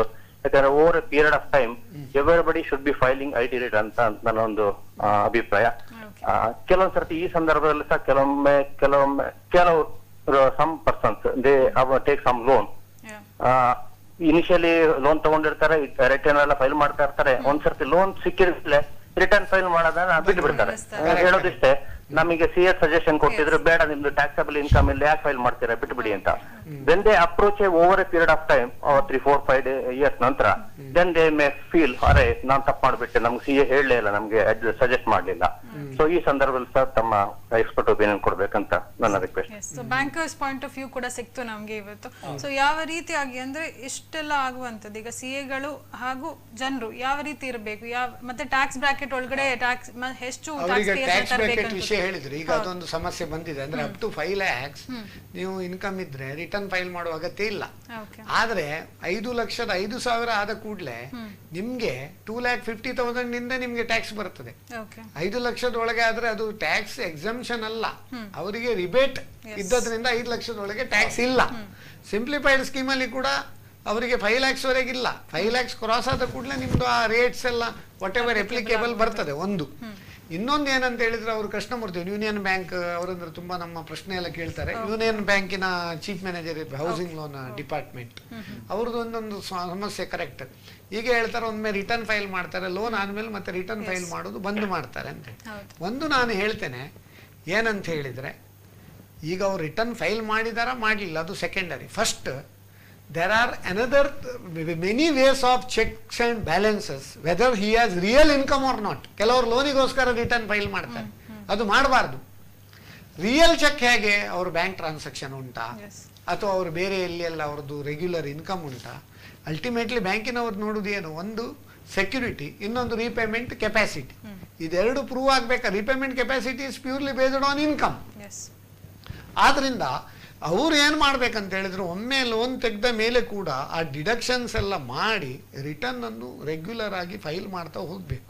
Return regular file ಮಾಡಿದ್ರೆ ನೆಕ್ಸ್ಟ್ ಅವ್ರು ಯಾವುದಕ್ಕಾದ್ರೂ ಹೋದ್ರೆ ಅವರಿಗೆ ಪ್ರಾಬ್ಲಮ್. ಆವಾಗ ಬ್ಯಾಂಕಿನವರು ಅವ್ರನ್ನ ಎಂಟರ್ಟೈನ್ ಮಾಡಬಾರ್ದು. ಯಾಕಂದ್ರೆ unless there should be some proof of income with authentic, ಇದು ಅವ್ರು ಮಾಡಬಾರ್ದು. ಇನ್ನೊಂದು ಹಾಗೆ ಡಾಕ್ಟರ್ಸ್ ಹತ್ರ ನಾರ್ಮಲಿ ಹೋಗೋದು ನೀವು ನಿಮ್ಗೆ ಸೌಖ್ಯ ಇಲ್ಲದಿದ್ದಾಗ. ಸೊ ಹಾಗೆ ಚಾರ್ಟ್ ಅಕೌಂಟ್ ಹತ್ರ ಸಹ ನೀವು ನಾರ್ಮಲಿ ಹೋಗುದು ರಿಟರ್ನ್ ಫೈಲ್ ಮಾಡುವಾಗ. ಸೊ ಈ ಎರಡು ಅಭ್ಯಾಸವನ್ನು ಸಹ ನೀವು ಸ್ವಲ್ಪ ಬಿಡ್ಬೇಕಂದ್ರೆ ಎಡಿಷನಲ್ ನೀವು ಇದ್ಬೇಕು. ಸೌಖ್ಯ ಇಲ್ಲದಾಗ ಮಾತ್ರ ಹೋಗುದಲ್ಲ, ಅದರ ಮೊದಲು ಒಮ್ಮೆ ಹೋಗಿ ಫಿಟ್ನೆಸ್ಗೆ ನಾನು ಏನ್ ಮಾಡ್ಬೇಕು, ರೆಗ್ಯುಲರ್ ನಂದು ಆರೋಗ್ಯ ಇಂಪ್ರೂವ್ ಮಾಡ್ಲಿಕ್ಕೆ ಏನ್ ಮಾಡ್ಬೇಕು ಅಂತ ಕೆಲವರು ಹೋಗುವ ಅಭ್ಯಾಸವನ್ನು ಇಟ್ಕೊಂಡಿದ್ದಾರೆ. ಹಾಗೆ ಚಾರ್ಟ್ ಅಕೌಂಟೆಂಟ್ಸ್ ಕೂಡ ನಿಮ್ಮ ಟರ್ನ್ ಓವರ್ ಹೆಚ್ಚಾಗುವ ಇಂಡಿಕೇಶನ್ ಇದೆ, ಅಥವಾ ಏಜ್ ಆಯ್ತು, ನೆಕ್ಸ್ಟ್ ಮಕ್ಕಳಿಗೆ ಇದನ್ನು ಟ್ರಾನ್ಸ್ಫರ್ ಮಾಡೋದು ಹೇಗೆ, ನಾನು ಇಲ್ಲಿ ಮಾಡ್ಬೇಕಾ, ಇಂಥದ್ದೇನಾದ್ರೂ ನಿಮ್ಮ ಮನಸ್ಸಲ್ಲಿ ಬಂದ ಕೂಡಲೇ ನೀವು ಲಾಸ್ಟ್ ಮೂಮೆಂಟ್ ವರೆಗೆ ಹೇಗೋ ರಿಟರ್ನ್ ಫೈಲ್ ಮಾಡ್ಲಿಕ್ಕೆ ಉಂಟು ಆಗ ಮಾತಾಡುವ ಅಂತ ಕೇಳೋದಲ್ಲ. You can go any time to a chartered accountant's office, he will be available. Just call him, fix an appointment and go. ಮತ್ತು ಹೆಚ್ಚಿನ ಚಾರ್ಟ್ ಅಕೌಂಟೆಂಟ್ಸ್, ಎಸ್ಪೆಷಲಿ ನಮ್ಮ ಈ ಕೋಸ್ಟಲ್ ಏರಿಯಾದಲ್ಲಿರುವ ಚಾರ್ಟ್ ಅಕೌಂಟೆಂಟ್ಸ್, ನೀವು ಹೋಗಿ ಒಂದು 5 ನಿಮಿಷ ಮಾತಾಡಿದ್ರೆ ನಿಮಗೆ ಬಿಲ್ ಮಾಡುದಿಲ್ಲ. ಸೊ ಇಂಥ ಮಂಗಳೂರಿನಲ್ಲಿ ಕನ್ಸಲ್ಟೆನ್ಸಿಗೆ ಇಷ್ಟುವರೆಗೆ ಯಾರು ನನಗೆ ₹1 ಫೀಸ್ ಕೊಟ್ಟದ್ದು ನನಗೆ ಗೊತ್ತಿಲ್ಲ. So this and chart accountants R great councillors. ನೀವು ಹೇಳಿದನ್ನು ಕೇಳುವ ಅವರಿಗೆ ವ್ಯವಧಾನ ಉಂಟು, ಮತ್ತು ಅದಕ್ಕೆ ಬೇಕಾದ ನಿಮ್ಗೆ ದಾರಿ ತೋರಿಸುವ ಹುಮ್ಮಸ್ಸು ಮತ್ತು ಆ ತಾಕತ್ತು ಕೂಡ ಪ್ರತಿಯೊಬ್ಬ ಚಾರ್ಟ್ ಅಕೌಂಟೆಂಟ್ ನಲ್ಲಿ ಸಹ ಇದೆ. ಸೊ ನೆನಪಿಡಿ, ಇದು ರಿಟರ್ನ್ ಫೈಲ್ ಮಾಡುವಾಗ ಮಾತ್ರ ಸೈನ್ ಹಾಕ್ಲಿಕ್ಕೆ ಚಾರ್ಟ್ ಅಕೌಂಟೆಂಟ್ಸ್ ಆಫೀಸಿಗೆ ಹೋಗುದಲ್ಲ. ವರ್ಷ ಇಡೀ the office is open. You can go any time, walk in, tell them about your business and tell them about the things that worry you, and you will definitely get a solution from them. Okay. So Krishnamurthy ಅವರೇ ಕರೆ ಮಾಡಿ ನಮಗೆ ಪ್ರಶ್ನೆ ಕೇಳಿದಕ್ಕೆ ಧನ್ಯವಾದಗಳು sir. Ramarao ಅವರ ಒಂದು ಪ್ರಶ್ನೆ ಕೇಳಿದ್ರು. ಈಗ ಬ್ಯಾಂಕ್ಗಳಲ್ಲಿ ಇವರು ಹೇಳಿದ ಪ್ರಕಾರ ಬ್ಯಾಂಕ್ಗಳಲ್ಲಿ ಇಂಟರ್ನಲ್ ಆಡಿಟರ್ಸ್ ಅಂತ ಇರ್ತಾರೆ, ಅಥವಾ ಬ್ಯಾಂಕ್ ಮ್ಯಾನೇಜರ್ಗಳೇ ಏನು ಡಾಕ್ಯುಮೆಂಟ್ ಸಬ್ಮಿಟ್ ಮಾಡ್ತಾರೆ, internal audit, statutory audit, concurrent audit, credit audit, ಇಷ್ಟೆಲ್ಲ ಆಡಿಟ್ ಇದ್ದು ಫ್ರಾಡ್ ಹೇಗೆ PNB ಅಲ್ಲಿ ಅಂತ ಹೇಳ್ತಾರೆ. ಅದಕ್ಕೆ ಒಂದು ಉತ್ತಮ ಪ್ರಶ್ನೆ, ಅದು ಬಹುಮಾನಿತ ಪ್ರಶ್ನೆ ಅಂತ ಹೇಳಲಿಕ್ಕೂ ಕೂಡ ಬಹಳ ಒಂದು ಸಂತೋಷ ಆಗ್ತದೆ, ಬಹುಮಾನ ಕೊಡುವ ಅವರಿಗೆ ಸೆಂಟಿನರಿಯಲ್ಲಿ. ಈಗ ವಿಷಯ ಏನಂತ ಹೇಳಿದ್ರೆ, ಈಗ ನೋಡಿ ಪೊಲೀಸ್ ಸ್ಟೇಷನ್ ಎಲ್ಲ ಊರಲ್ಲಿ ಉಂಟು, ಆದ್ರೂ ಕಳ್ಳತನ ಹೇಗಾಗ್ತದೆ ನೋಡಿ. ನಾವು ಚಾಪೆ ಅಡಿ ನುಗ್ಗಿದ್ರೆ ಈ ಕಳ್ಳರು ಯಾರು ಅದನ್ನೊಂದು ಇದು ಏನ್ ಹೇಳ್ತಾರೆ ಮಿಸ್ಅಪ್ರೋಪ್ರಿಯೇಟ್ ಮಾಡೋದು, ಅವ್ರು ರಂಗೋಲಿ ಹಿಡಿ ನುಗುಳ್ತಾರೆ. ನೀವೀಗ ಸೈಬರ್ ಕ್ರೈಮ್ ಎಲ್ಲ ನೋಡಿರ್ಬೋದು, ಎಷ್ಟು ಕ್ರೈಮ್ ಆಗ್ತದೆ ಅಂತ ಹೇಳಿ ಎಲ್ಲ ಬಹಳ ಒಂದು ಬೇಸರದ ಸಂಘ. ನಾವು ಎಷ್ಟು ಅಡ್ವಾನ್ಸ್ ಆಗ್ತದೆ ಅಷ್ಟೇ ಲೂಪ್ ಹೋಲ್ಸ್ ಕೂಡ ಉಂಟು. ಈಗ ಆಡಿಟ್ ಮಾಡುವಾಗ ನೀವು ಹೇಳಿದ್ರಿ, ಒಂದನೇದಾಗಿ ಅವರು ಕಾಂಪಿಟೆಂಟ್ ಜನರಿಗೆ ಆಡಿಟ್ ಕೊಡಬೇಕಾಗ್ತದೆ. ಎರಡನೇದಾಗಿ ದಕ್ಷಿಣೆಗೆ ತಕ್ಕ ಪ್ರದಕ್ಷಿಣೆ ಅಂತೇಳಿ. ಈಗ ನಾನು ಒಂದು ಪ್ರಾಕ್ಟಿಕಲ್ ಒಂದು ಇಶ್ಯೂ ಹೇಳ್ತೇನೆ ಬ್ಯಾಂಕಲ್ಲಿ. ಅಫ್ಕೋರ್ಸ್ ಒಮ್ಮೆ ನಾವು ಜವಾಬ್ದಾರಿ ತಗೊಂಡ ಮೇಲೆ we should not err in any work what we do. Even if ನಾವು ಫ್ರೀ ಮಾಡೋದಾದ್ರೂ ಕೂಡ ಅದನ್ನ ಕರೆಕ್ಟ್ ಮಾಡ್ಬೇಕು. ಒಂದು ವರ್ಕ್ ತಗೊಂಡ ಮೇಲೆ ಅದರಲ್ಲಿ ಕಾಂಪ್ರಮೈಸ್ ಮಾಡಬಾರ್ದು. ಆದರೆ ದಕ್ಷಿಣೆಗೆ ತಕ್ಕ ಪ್ರದಕ್ಷಿಣೆ ಅಂದ್ರೆ ಒಂದು 100 ಕೋಟಿ 200 ಕೋಟಿ ಟರ್ನ್ ಓವರ್ ಇರುವ ಬ್ಯಾಂಕ್ ಅಲ್ಲಿ ಅವ್ರ ಕಂಡೀಷನ್ 15 ದಿನ ಡೈಲಿ CA ಬರ್ಬೇಕು ಕಾನ್ಕರೆಂಟ್ ಎಲ್ಲ ಹಾಕಿ 15,000 ರೂಪಾಯಿ ಫೀಸ್ ಅಂತ ಹೇಳ್ತಾರೆ. ವರ್ಕೌಟ್ ಅದು ಅವರ ಕ್ಲರಿಕಲಿಗೆ 1 ಲಕ್ಷದವರೆಗೆ ಸಂಬಳ ಕೊಡುವಾಗ ಚಾರ್ಟರ್ಡ್ ಅಕೌಂಟೆಂಟಿಗೆ ನೀವು ಪೀನಟ್ ಸ್ಯಾಲರಿ ಕೊಟ್ಟರೆ ಇಟ್ ವಿಲ್ ನಾಟ್ ಸರ್ ಅಂದ್ರೆ ಅವ್ರು just for the sake of ಒಂದು ಆಡಿಟ್ ಇರಲಿ ಅಂತ ಹೇಳಿ ಒಂದು ಟಿಕ್ ಹೊಡಿತಾರಲ್ಲ, ಆಡಿಟ್ ಉಂಟಾ ಎಸ್ ಹಾಗೆ ಅದಾಯ್ತು. ರಿಸರ್ವ್ ಬ್ಯಾಂಕ್ ಆಫ್ ಇಂಡಿಯಾದವರು ಆಡಿಟ್ ಮಾಡ್ತಾರಲ್ಲ, ನಾವ್ ಹೇಳುದು ರಿಸರ್ವ್ ಬ್ಯಾಂಕ್ ಆಫ್ ಇಂಡಿಯಾದವರು ಆಡಿಟ್ ಮಾಡಿದ ಮೇಲೆ ಕೂಡ ಮಿಸ್ಟೇಕ್ಸ್ ಬರ್ತದಲ್ಲ. ಹಾಗೆ ಏನಂತ ಹೇಳಿದ್ರೆ this checks and balances are there. But chartered accountant ಕೂಡ ವರ್ಕ್ ಅವ್ರು ಅಲಾಟ್ ಮಾಡೋದು ಬ್ಯಾಂಕಿನವರು ಅವರು ಸಫಿಶಿಯಂಟ್ ಒಂದು ಒಳ್ಳೆ ಫೀಸ್ ಇಟ್ಟು ಕಾಂಪಿಟೆಂಟ್ ಜನರಿಗೆ ಅವ್ರು ಮಾಡಿ ಆಗಾಗ ಅದನ್ನು ರಿವ್ಯೂ ಮಾಡುವ ಒಂದು ಪರಿಸ್ಥಿತಿ ಮಾಡಬೇಕು. ಅದು ಮಾಡದಿದ್ರೆ ಇದು ಯಾರೋ ಒಂದು ಈಗ ಒಳ್ಳೆ ಒಂದು ಪ್ರಾಕ್ಟೀಸ್ ಇರುವವರಿಗೆ ಯಾರು ಕಾಂಪಿಟೆಂಟ್ ಇರ್ತಾರೆ ಅವರು ಅವಾಗ ಅದು ಅಪ್ಲೈ ಮಾಡೋದಿಲ್ಲ. ಮತ್ತೆ ಯಾರೋ ಒಂದು ನಮ್ಗೆ ಸಿಕ್ಕಿದ್ರೆ ಸಾಕಂತ ತಗೊಳ್ತಾರೆ. ಮತ್ತೆ ಅದಕ್ಕೆ ಸರಿಯಾಗಿ ದಕ್ಷಿಣೆಗೆ ತಕ್ಕ ಪ್ರದಕ್ಷಿಣೆ ಹಾಕಿದ್ರೆ ಆವಾಗ ಅದು ಕೂಡ ಸರಿಯಾಗುದಿಲ್ಲ.